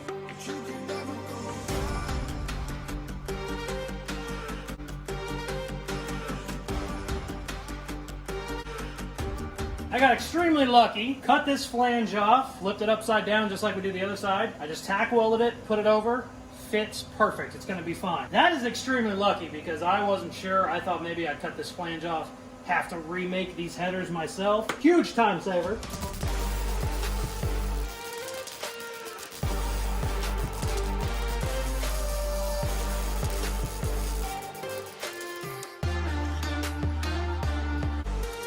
Check this out. Got the other side welded up. And look at this. Perfect. All I did was cut the flange off and flip it 180 degrees so it's shooting up instead of shooting down. They both ended up working out great. I assumed in theory it would work, but I never thought I would actually pull it off. That other kit that was like $6 grand, the main reason it was so expensive was because of the custom headers, and I made this $100 pair of headers work in about an hour's worth of work. So happy about that. Just a stroke of good luck.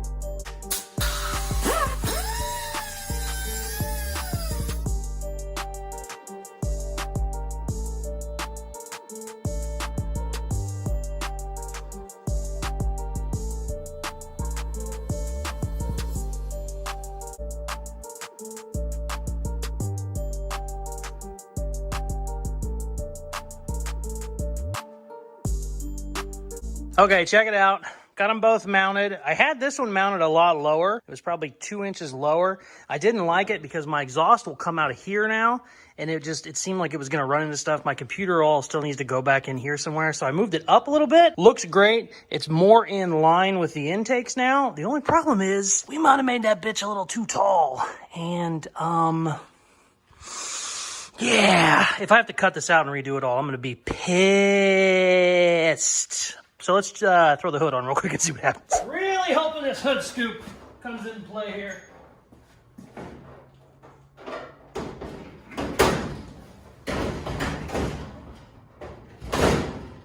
Oh, we're money. Oh, we're money. I got like a 2-inch gap.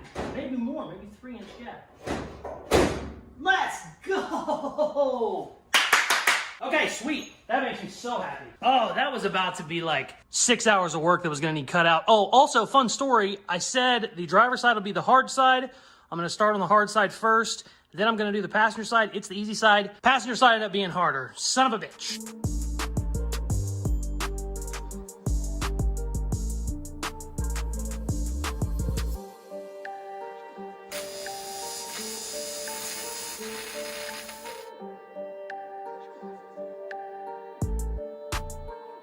I'm the best aluminum welder that's ever existed. I mean, gloppy, ugly fucking tacks for the win, baby.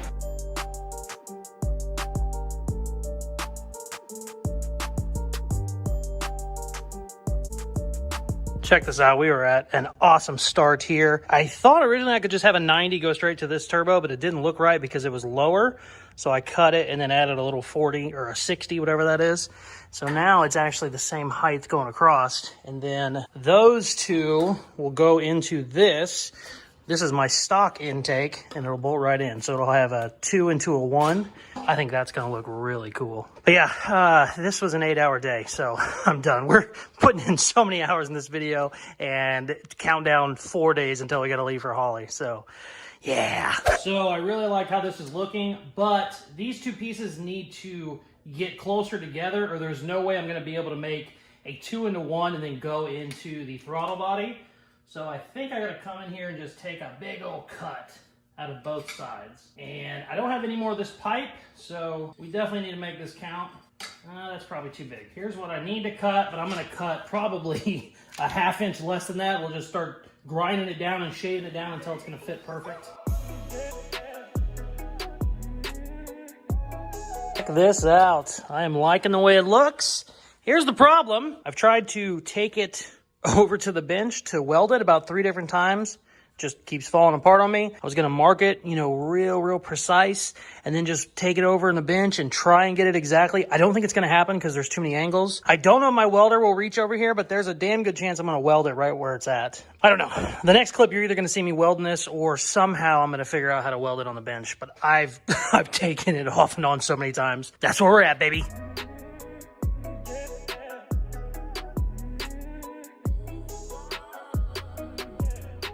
So, the last video I have here on this car was me welding up the intake for the twin turbos. That was 5 days ago. It is currently Sunday. Holly Ford Fest is going on right now. It's a Friday, Saturday, Sunday. I am not there. Obviously, I am still in Missouri working on the Mustang. We had a little bit of a health situation going on with my kid. He had an infected tooth. It kind of spiraled, got worse. Had to have surgery. Just all kinds of fun shit. He's fine now, it's okay. But I certainly wasn't gonna let my kid have surgery and me be 800 miles away. My family's about the only thing I care about in the world. I'm definitely not gonna chance me not being there while he's having surgery. So, like I said, everything is cool now. No big deal, but I am obviously not at the show. It really sucks. I've been building this car for 5 months now. We have made incredible strides in 5 months. But I did want to make it to the show. Obviously, I've talked to Holly. They're way cool with it. They understand everything. No big deal. My rep that I talked to with Holly, he actually said, hey, let me know how he's doing. So he wanted follow-ups when the little man's doing better, which is pretty awesome if I do say so myself. But we're still making YouTube videos because we're YouTubers. So I think what I'll end up doing whenever I get a little bit farther along with the build, I think I will do, to make up for people that wanted to see it in person, is I'm going to do like an open house or a Caseyscustoms car show. I've been talking about it for a long time. I think it's probably time to pull the trigger on it. And I don't know when I'm gonna do it. It'll probably be early next year or maybe even late this year, but I don't know. But I think it'd be kind of cool to not only show off the Mustang, but just other cool stuff we got going on here. I always have people that want to stop by. And I think it might be fun to do like a car show, just get kind of all the builds out there, have a good time. And yeah, let me know what you think about that, if that's something you guys would be interested in. But life goes on and the videos go on.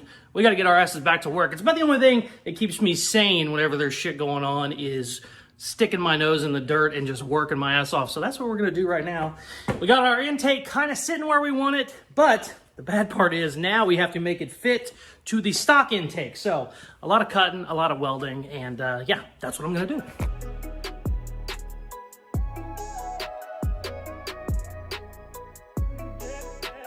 So this is the last piece of our puzzle. I don't need the 90 on it. That's just how it is right now. But it will go there, and then that will go there. Here's the only problem I'm running into. Look how thin that is. That is like 18 gauge sheet metal thin, and at least this was, you know, whatever, 1/8 inch. I joke about being the best aluminum welder in the world. In case you didn't know, that is 100% sarcasm. I don't know if I can weld that thin of a freaking piece to that thick of a piece. I guess we're gonna find out. Let's get to it, I guess.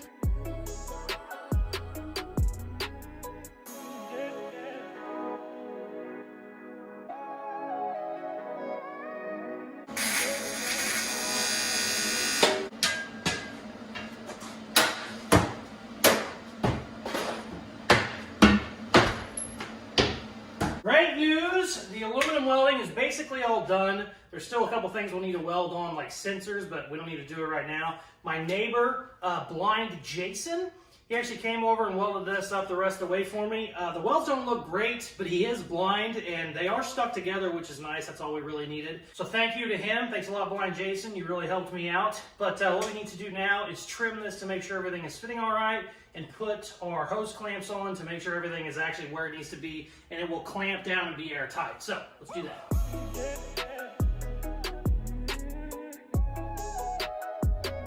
Check it out. Damn, that looks good. We still got to put this on here. This is the air fuel mixture thing, which is for the stock engine management system, which we'll end up having to upgrade. Obviously, you can't run the stock, setup. It will need tuned heavily, or just probably just have a whole different engine management system. I'm going to try and use the stock as much as I can, just because there's not a lot of options for the 4.0. But we ran into this with my 51 Chevy. It's on a like a 2000 S10, and I just basically tweaked a couple things, and the stock setup actually worked. But that is one tiny turbo, not two turbos, so I'm 99% sure this won't work, but we'll see when we get to it. Most likely I'll have to have the ECU flash and reprogrammed and all that fun stuff, but we'll run into that when we get to it. We still have so much other stuff we have to do. But yeah, I don't hate it. I'm going to shave this thing down so I can probably get it right there, and we'll weld that on, and then I'm done. I ain't going to mess with the intake anymore. We'll probably start figuring out what we're going to do with the exhaust now, because I don't know. It would be super cool to just have them coming out the hood, but that's not super practical. I don't know how I'm going to do that yet. We're going to find out here in a second, but let's get this guy mounted, and then we'll start messing with the exhaust.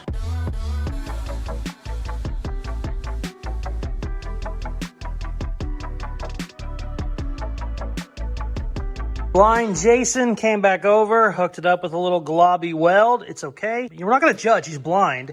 Also, it's airtight, which is nice. That's all that matters. This will plug in here. This will plug in here. Perfect. Should have all the readings we need. I am so excited with how much shit I've got done with this turbo kit. Like I said, this is not a kit for this car. This is just basically a universal kit I'm working out. And I lost damn near 5 days off this episode because my little man wasn't feeling good. So I'm really excited with how far we've got. We're going to start on the exhaust now. I don't know what I'm going to do with them yet, but I'm definitely going to start bolting them up and kind of figure it out.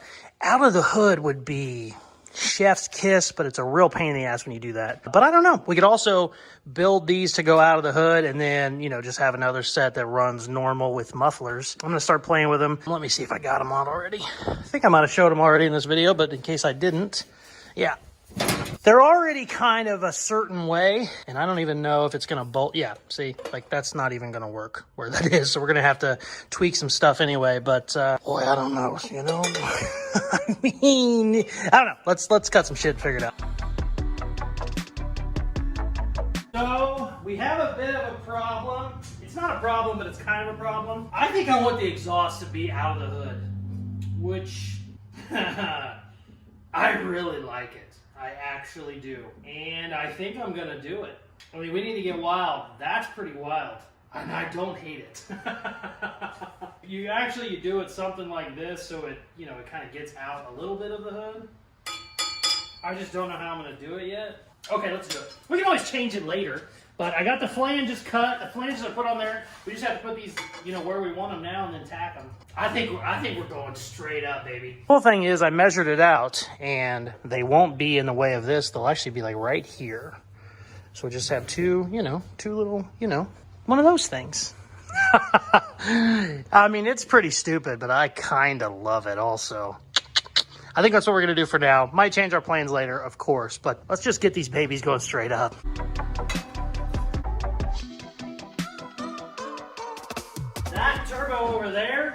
is about 2 inches more forward, and it's about 2 inches closer to the motor than the outside. So we want them to match both sides. I think this is gonna have to kind of go over. Have to go over like that, and then up. It's a real pain in the ass. But it needs to go over and then up. Do I have exhaust bins here? We're gonna answer that question next.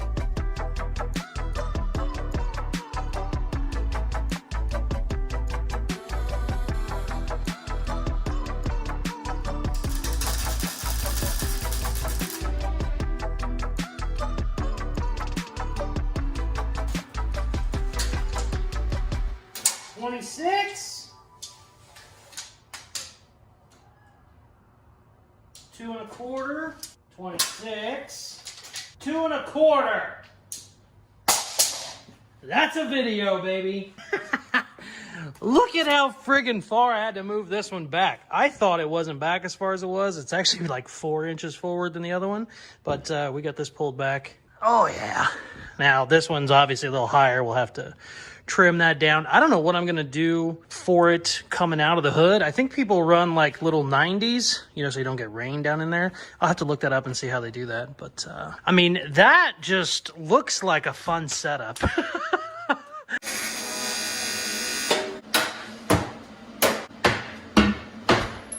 My neighbor, Blind Jason, he actually came over and welded this up the rest of the way for me. The welds don't look great, but he is blind. Before we get started here today, I'm going to let you know this footage is kind of all over the place. Those of you who follow the channel know we started body work on this like almost 4 months ago. So some of this footage is 4 months old. Some of it is from yesterday. So it's going to kind of be all over the place, but we are finally painting it. Really, really excited. Robbie Layton sent me a paint gun. He kind of gave us some tips on some undercoating. It came out absolutely perfect. So that being said, let's get started.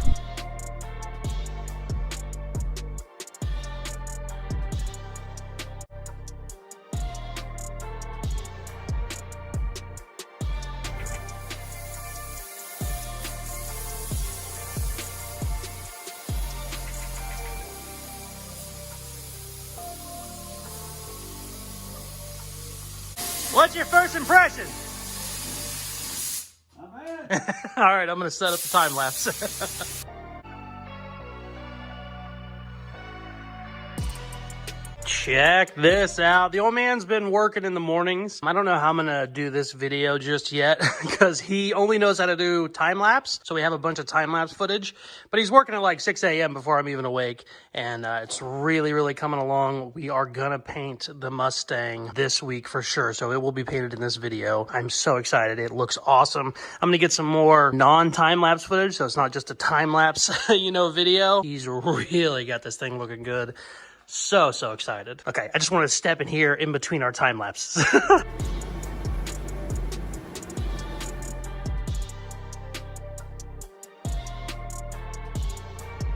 I believe this is the 4th time he's primed it, maybe the 3rd, I don't know, but he'll get it really good. Everything will look really, really close. Prime it again, block the shit out of it. He just keeps doing that back and forth, which is what you're supposed to do. Looks great. Has a couple little spots here and there we're going to work on today, but we are spraying this thing tomorrow or the next day for sure. Now, I've said that before. We are actually doing it this time 100%. I have a bunch of stuff I need to get done before then. Also, we're going to be painting our nitrous tanks to match. We're going to be painting our intake for our turbos. I don't think I'm going to paint that the same color yet, but either way, I need to get it out of there so we can get it painted. I need to get the NOS tanks out so we can get them painted. I have a little bit of welding I need to do back here. I have a couple spots that are just tack welded that I completely forgot about. I need to get those welded up solid. I definitely don't want to be doing that after it's painted, so now is the perfect time to do it. And just a couple little things like that. And then the old man's going to come in here, I think tonight or tomorrow, block it down one more time, and then it's time to spray. I'm going to show you the color now. If you haven't seen it, it is very, very pretty. Check it out. This one, it's hard to even pick it up on camera, but that is a very dark root beer pearl. This is a really crazy bright orange. This one has so much pearl in it, it almost turns yellow. It's like a gold orange thing. We're gonna experiment a little bit. The goal is to do like a black base coat, then put this down and then put this on the top. So it'll be kind of like a, I don't know, like a root beer candy with extra orange, if that makes any sense at all. We have a spare trunk we're gonna spray first. old Volkswagen hood. I guess it's not a trunk technically. Got an old Volkswagen hood. We're going to sand that down and we're going to experiment with it a little bit and kind of see what we're going to do. We're thinking stripes and we're trying to figure out like the combination of how we're going to do the stripes. We might do the stripes like black, but then have the orange on top. We don't know. We're going to play with it a bunch. But for now, I need to quit looking at my paint. Also, this whole situation was ungodly expensive. I think I have $2,000 in paint and it's not a lot of paint, but 2023 for you, baby. I need to quit talking and get to work. We're going to do some welding first. Then I'm going to take all these parts off.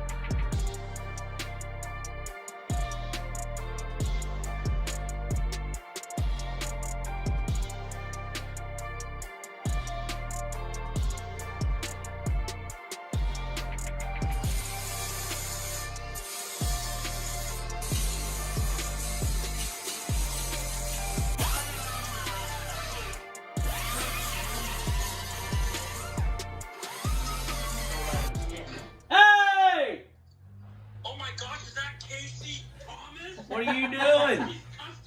Hey, now listen.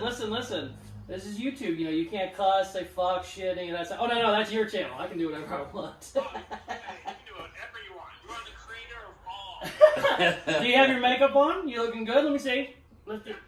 Oh, God, he's camera ready. Good. Oh, shit, it failed. Oh, no. He hung up. There you are. No. You hung up on me 100%. We saw it. I didn't touch the fucking thing. I didn't. You're in the middle of nowhere. I can see behind you. I can see mountains. Okay. All right. What are you doing?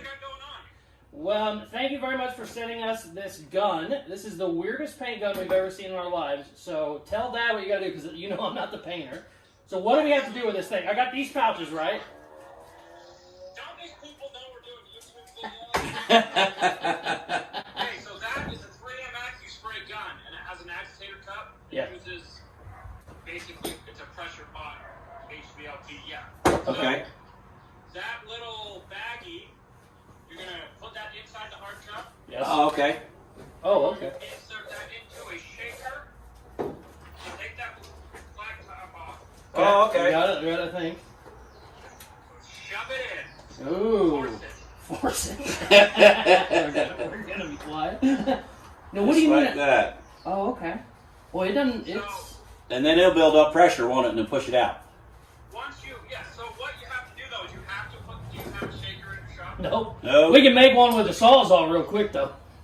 So you got to do something to agitate it. Okay. Like that. Like whatever, you got to mix up whatever's inside that bag needs to be shaken. Oh, okay. Okay. So how would you do it? How would you shake it in the gun like that? I don't understand. Oh, because the pot comes off. The pot comes off. Right. Yeah, so you have to actually like pop it. It's like Tylenol. You have to pop the seal. Okay. Shake it. Yeah. Okay. Yeah, if you try shaking that after you pop it, it'll go everywhere. So Oh, pull okay. that back off of the gun. Got it. Okay. So look down inside there. There's a seal. Yeah, right down the middle. First, yep, just shove a screwdriver through that once it's agitated. Okay. Okay. And then. Okay, and then. Look it back to the gun. Yep. I take that hose and I twist it. I twist it around it like twice, and then I plug it in just so it's not like getting in your way. Oh, okay. Like wrap it around the gun. Yeah, once you pull the trigger, that shit comes out like it's pissed off. I bought like a dozen of these too. I bought like a dozen of the pouches. Oh, okay, and it comes with a new. Yeah. Oh, I didn't know it came with a new nozzle every bag. Yeah. Oh, okay. So just adjust your pressures, adjust your distance. I mean, it's just like any type of rocker guard. You want to make sure you do your texture correct. Yeah. Okay. What you do, I would definitely let it sit and sand it. Okay. Because you're going to get little grainy spots in it. You want to cut those heads You off. just cut the top. It'll look awesome. And then what do you do as far as putting it down? Do you put down the rock guard, then, because you told me something about like a sacrificial paint on top, or was it below it? Because it'll kind of suck it in a little bit. I would seal it. Oh, okay. Okay. Okay. Okay. All right. I love that he's censoring himself. I said, I love that you're censoring yourself because you know you're on camera. Yes. Okay, cool. Perfect. I think that's good. Robbie, thanks a lot. Hey, thank you very much, man. We gotta- If you need anything else, just call me. We might. We got to get together one of these I know, I days. haven't seen you in, you probably haven't seen Dad in 10 years since the build-up. I'm actually getting Toyota's delivering me a Toyota 23 Sequoia out of Kansas City. Get your ass over here. What are you doing? Tell me. had to come out again. Yeah, you woulda. Be out at some point. Yeah, next time you're out, holler at me for sure. All right, good seeing you, brother. Take care, man. Bye-bye. Okay. Well, that's cool because I thought he said Yeah, it's gonna 24 yellow. hour, It's going to yellow. I but understand. it dries quick. So what I have to do, I have to make a shaker. I've seen guys make them out of Sawzall clamp, like like a woodworking clamp, and then you put that in your Sawzall and just shake the hell out of it. I'm gonna make a paint shaker. I think I'm gonna weld a clamp to this bit, maybe. I don't know. Let's see what happens.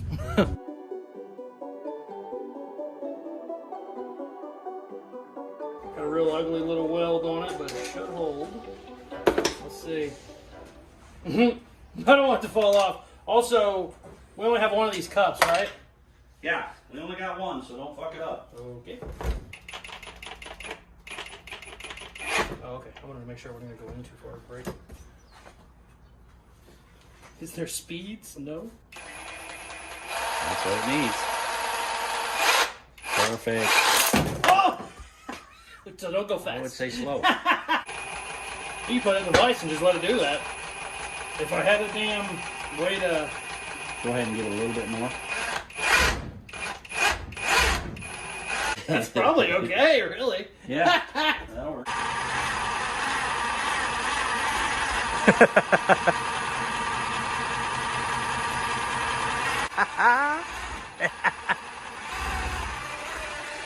And then we're gonna just put a ton of it down there. Oh, okay. Wow.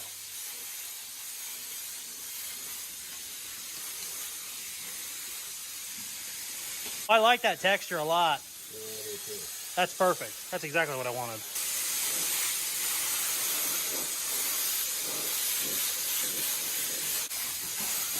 And that lays out great.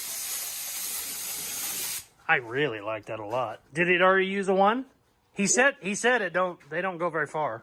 Yeah. Did it run out? Yeah. Okay, well let's just do it again.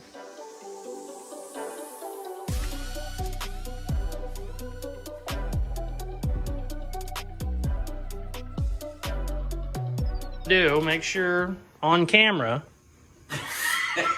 Make sure you're nice, because we all know you're a fucking asshole. Well, I was just trying to, thinking I was coming into a car that was. Hey, it's just it's a couple hours late. Suck a fucking.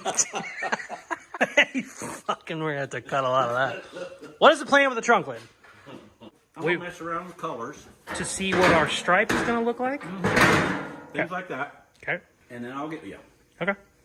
Well, what you need to do, instead of trying to make it perfect, I would do one side completely fucking ass different from the other, just so we can see what it looks like. Thoughts? You're giving me a stupid look. I think you're gonna do the Tom thing and make it look pretty, and we're not gonna get any variation in how the shit's gonna look. It's time to go. I'm so excited. Yes, you always do hit the wrong button.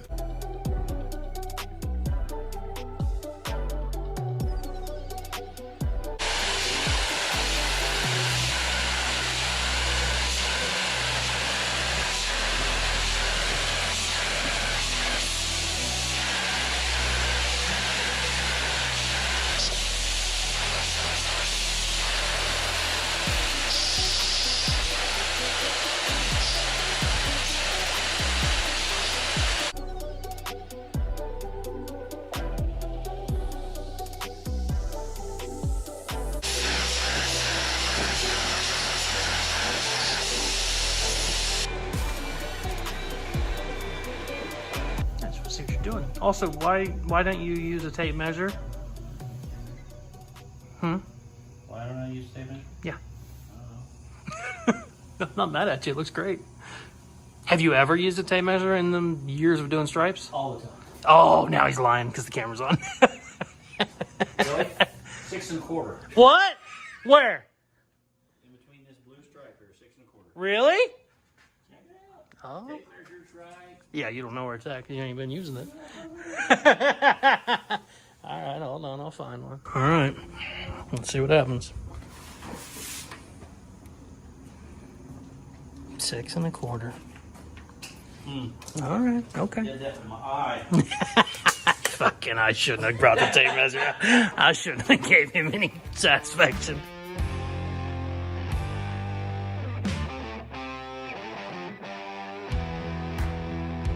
This is our test piece. We're kind of liking the root beer.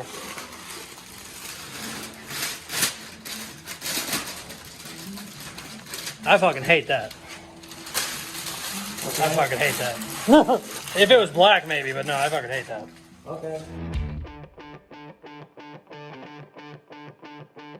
All right, so here's where we're at. We should probably tell the camera. This was our test piece. Now, this is root beer, and then we had silver stripes, and then we were gonna do like a candy orange over the top of the root beer, and we thought it looked good. The problem is they don't play well together, and this looks like poopy brown, and this looks like orange silver. So now we're saying basically fuck the root beer.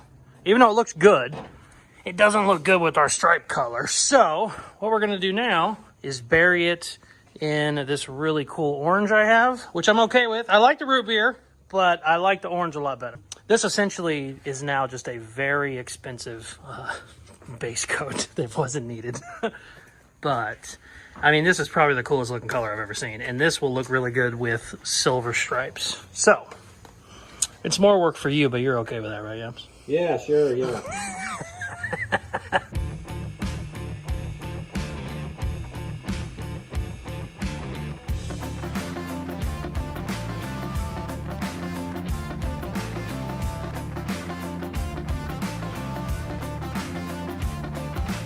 Man, it really looks good, actually. All right, time for clear.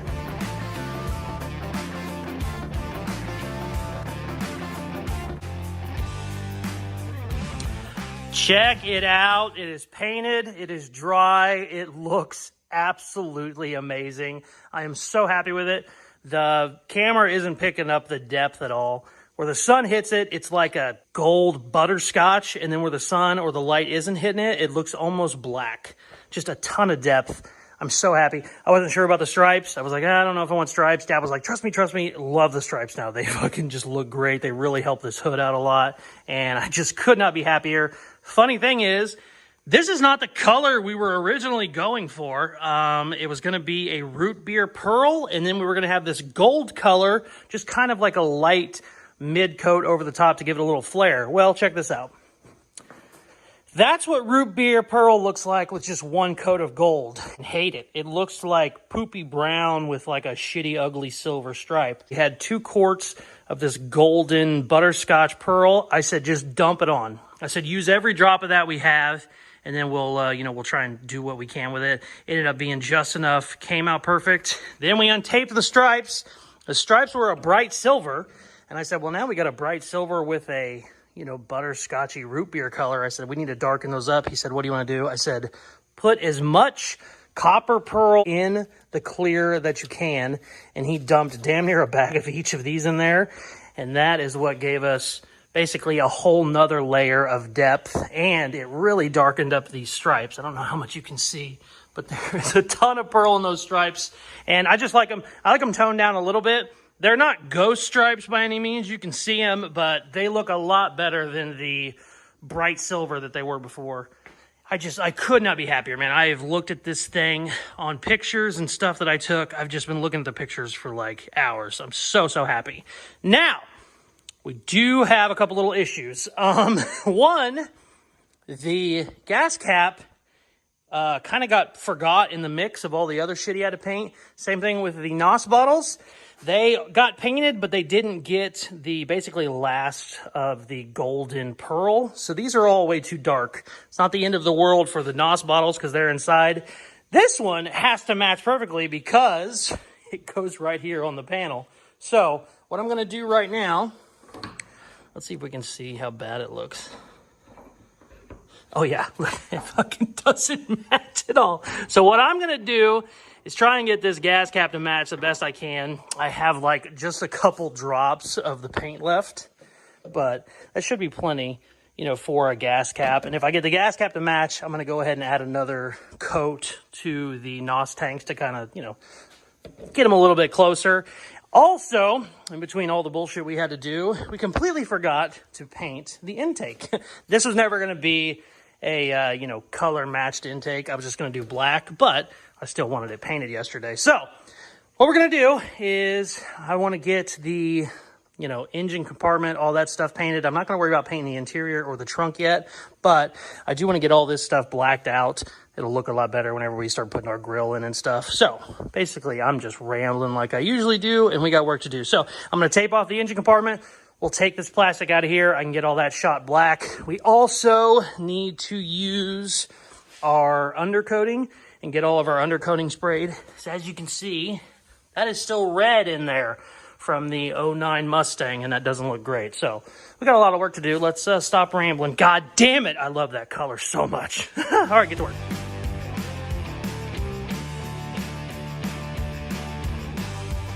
All right, got everything taped off that needs taped off. Now, normally you wouldn't need to do any of this. You know, you would just paint your inner fenders and, you know, your firewall and shit. Well, I have so much overspray on all this plastic and shit. I'm probably going to just paint it all black. Not the engine so much, but like all my plastics look like dog shit. The exhaust is going to get exhaust wrapped. I'm going to go ahead and just send it with high heat paint that I have. And yeah, really not happy. I tried to clean some of this off with, you know, paint thinner. Did not come off. I mean, shit, even the battery has primer all over it. Got my gas cap sanded, and I got some orange pearl in the gun. We're going to shoot that right now, and whenever I get that done, I do not have much paint, but I should have enough to at least get another coat on the nitrous bottles to kind of get them closer to what we're trying to match here. And yeah, okay, let's get started.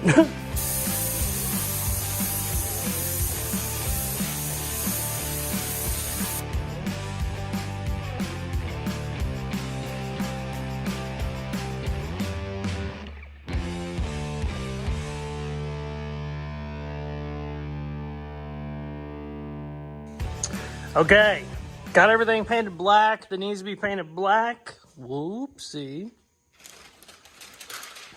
I got all that undercoated in there. Looks pretty damn good. Got everything undercoated inside the wheel wells.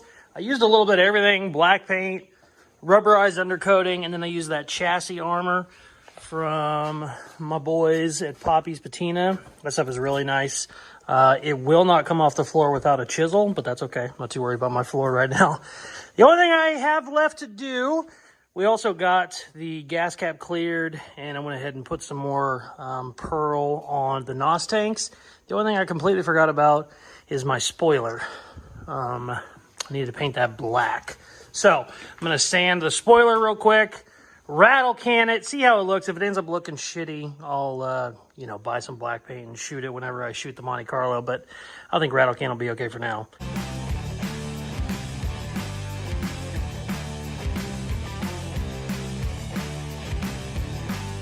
All right, Dad stopped by while I was getting ready to paint the spoiler. Also, had to go pick up my kid from school. Totally stole this sucker from him. Tastes great. We went ahead and threw the hood on. We got to do some adjustments to get it sitting right, but god damn, that looks pretty good. Check out the stripes. Woo, so happy. So, I was not expecting to spend the entire day undercoating today, but I have. I'm going to go ahead and get the spoiler painted, and then I'm going to let it sit overnight, and then tomorrow we'll put everything together, throw the wheels on, push her outside, see how she looks. Hopefully the sun will be out tomorrow. It's supposed to be cloudy, which would suck. But there was no point in not doing all the undercoating and shit. I already had it jacked up. We already had it basically taped off in certain spots. So I'm definitely glad I did it. It's still wet, but it looks really good. Very, very happy. But we need to sand the spoiler down. And not only do I need to sand it for paint, I'm going to go ahead and grind these edges a little bit more because now that we have paint on there, it's going to be just a little bit thicker. So I'd rather be safe than sorry. Go ahead and grind this. That way, whenever I put it on, we're not going to have any, you know, scratching issues. So yeah, let's do all that.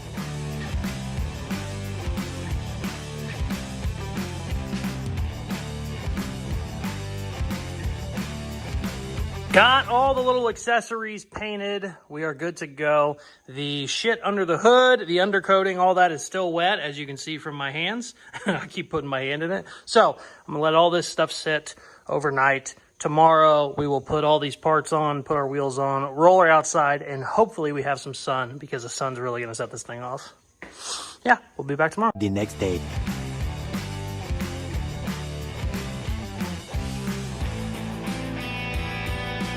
Starting to put this thing back together. I still got to space my hood. I still got to space my doors. Saying that this is taking longer to put together is just the understatement of the year. We spent 6 hours yesterday trying to get shit painted, get it put back together. Didn't work. Came in today. I've been here for 3.5 hours already. I just now got the bumpers on. The tail lights on. It's just taking forever, and I'm going super, super slow because I'm worried about scratching stuff. I already scratched the goddamn front fender whenever I put the bumper on. And what's funny is I need to put the new front valence on because the one we had on there has a crack in it, so I just bought another one.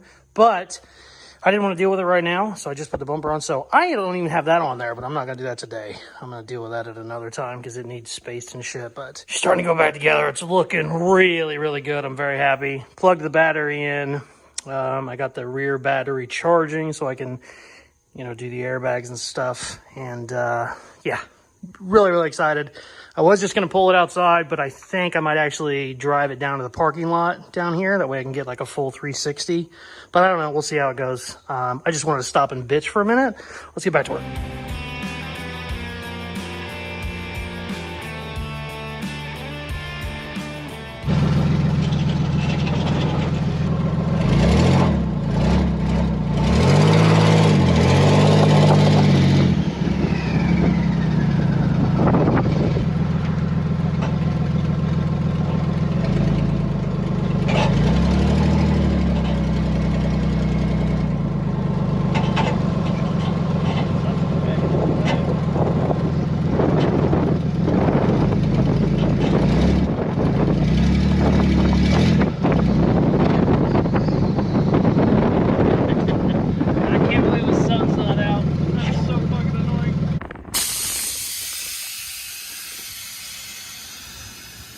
Come on down.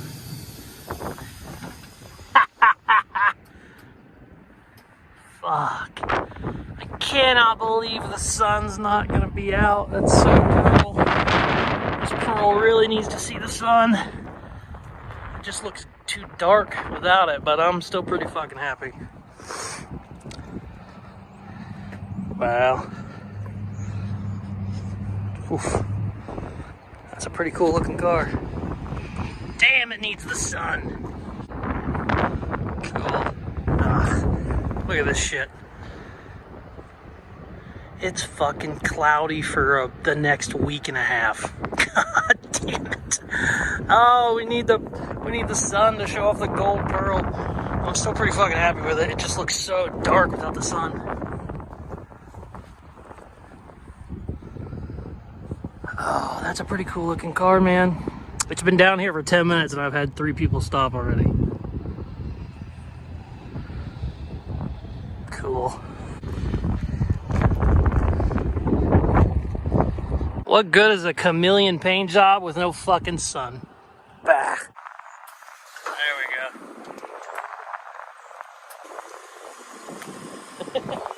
we go.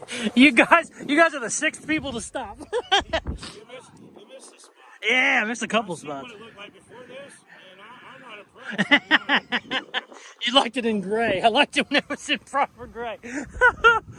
My fucking exhaust is dragging on the ground, so I gotta get it home.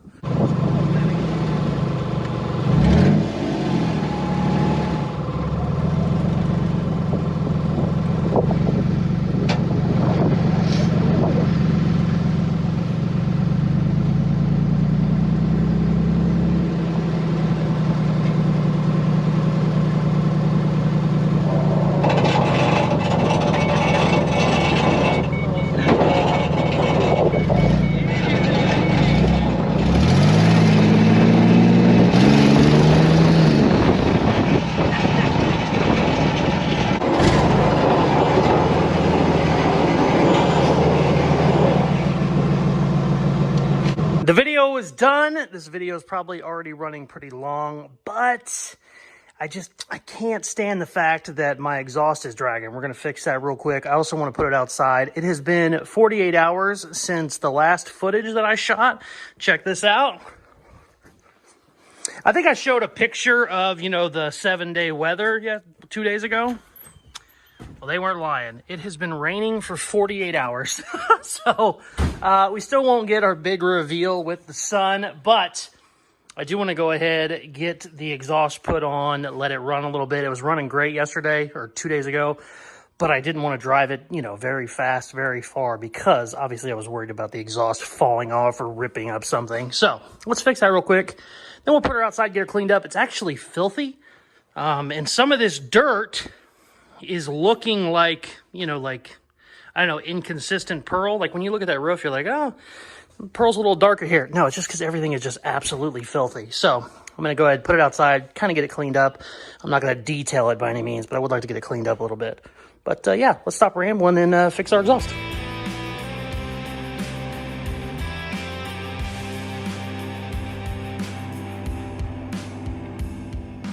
The paint looks great. I mean, it's absolutely perfect. I could not be happier. All right, let's weld some shit. My butthole is puckering.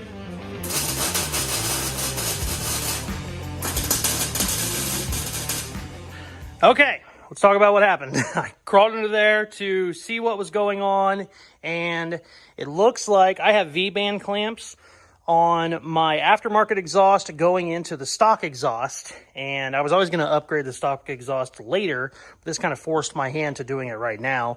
Apparently one of these V-bands, I either loosened it to start doing the exhaust wrap months ago and forgot about it, or maybe it broke, I don't know. But both of the, or one of the V-bands that was holding up one side fell, and then it just pulled the other one off because it was dragging on the ground. And all this shit got bent all to hell. I had to cut it up to even get it out, which is okay. It's no big deal. Like I said, I wanted true exhaust all the way out the back, so I was going to take it to a, you know, exhaust shop anyways, but we're just going to do it now. The good news is, once I was able to put the V-bands back on there, I just had to make a couple little welds on each side to hold the exhaust from slipping out again, and we're good. Now, instead of having a full exhaust, I basically have my exhaust stop here, so it's kind of like a, you know, like a shorty header setup, but it's good. It's sealed. We should be good to go now. I'm going to fire it up. We'll see what it sounds like and pull her outside and try and clean it. And fuck you, air compressor.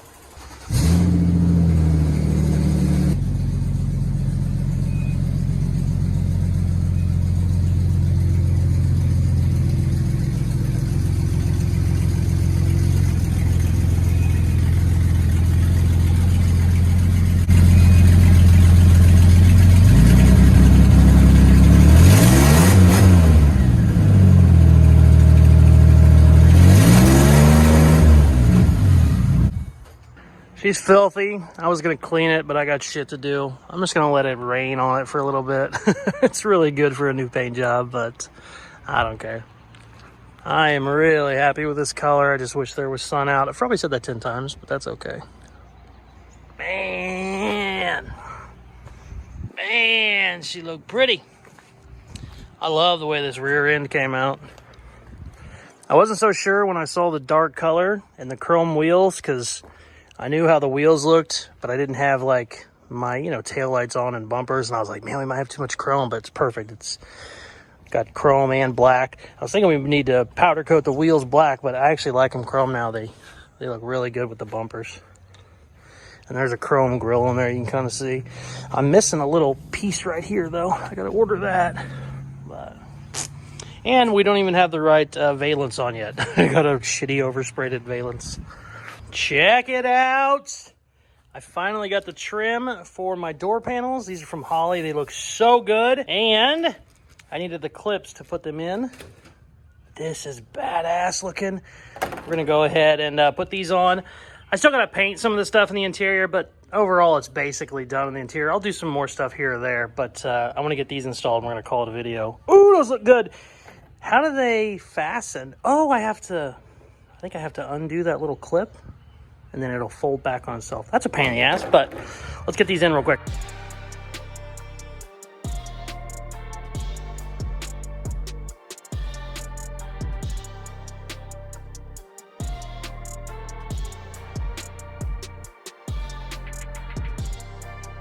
Check it out. Oh, damn, that looks good. I also just found out the protective film over the stainless, you have to take that off before you put it on the door panel. So we're going to do that on the passenger one. It's no big deal, though. This door panel has to come off whenever I paint all this shit anyway. But damn, she looks good. Let's see this one real quick.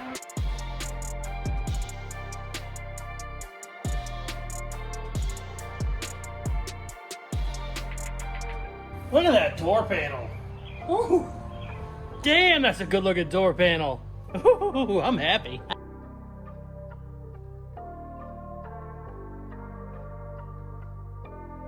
Damn, that looks good. Oh, I'm so happy. All right, also, check this out. She's legal. Let's go take her for a spin. Oof, check her out. I am just in love with driving this thing. We just got it painted like a month ago, but I just got my windshields put in, I think a week or two ago, and I've driven it almost every single day since. Oof. Damn, she looks good. Also, fun fact, I basically have a scratch on almost every panel at this point, which that's, you know, that's the stress of like nice paint, but I'm not worried about it. We'll paint it again. Damn, she looks fun. Well, just like any project, they're never really done. We're going to still be doing some stuff to this. I'm still going to try and blow the motor up, but we're going to have a lot of fun with it, and I'm going to probably still be making videos, but overall, it is finished for now.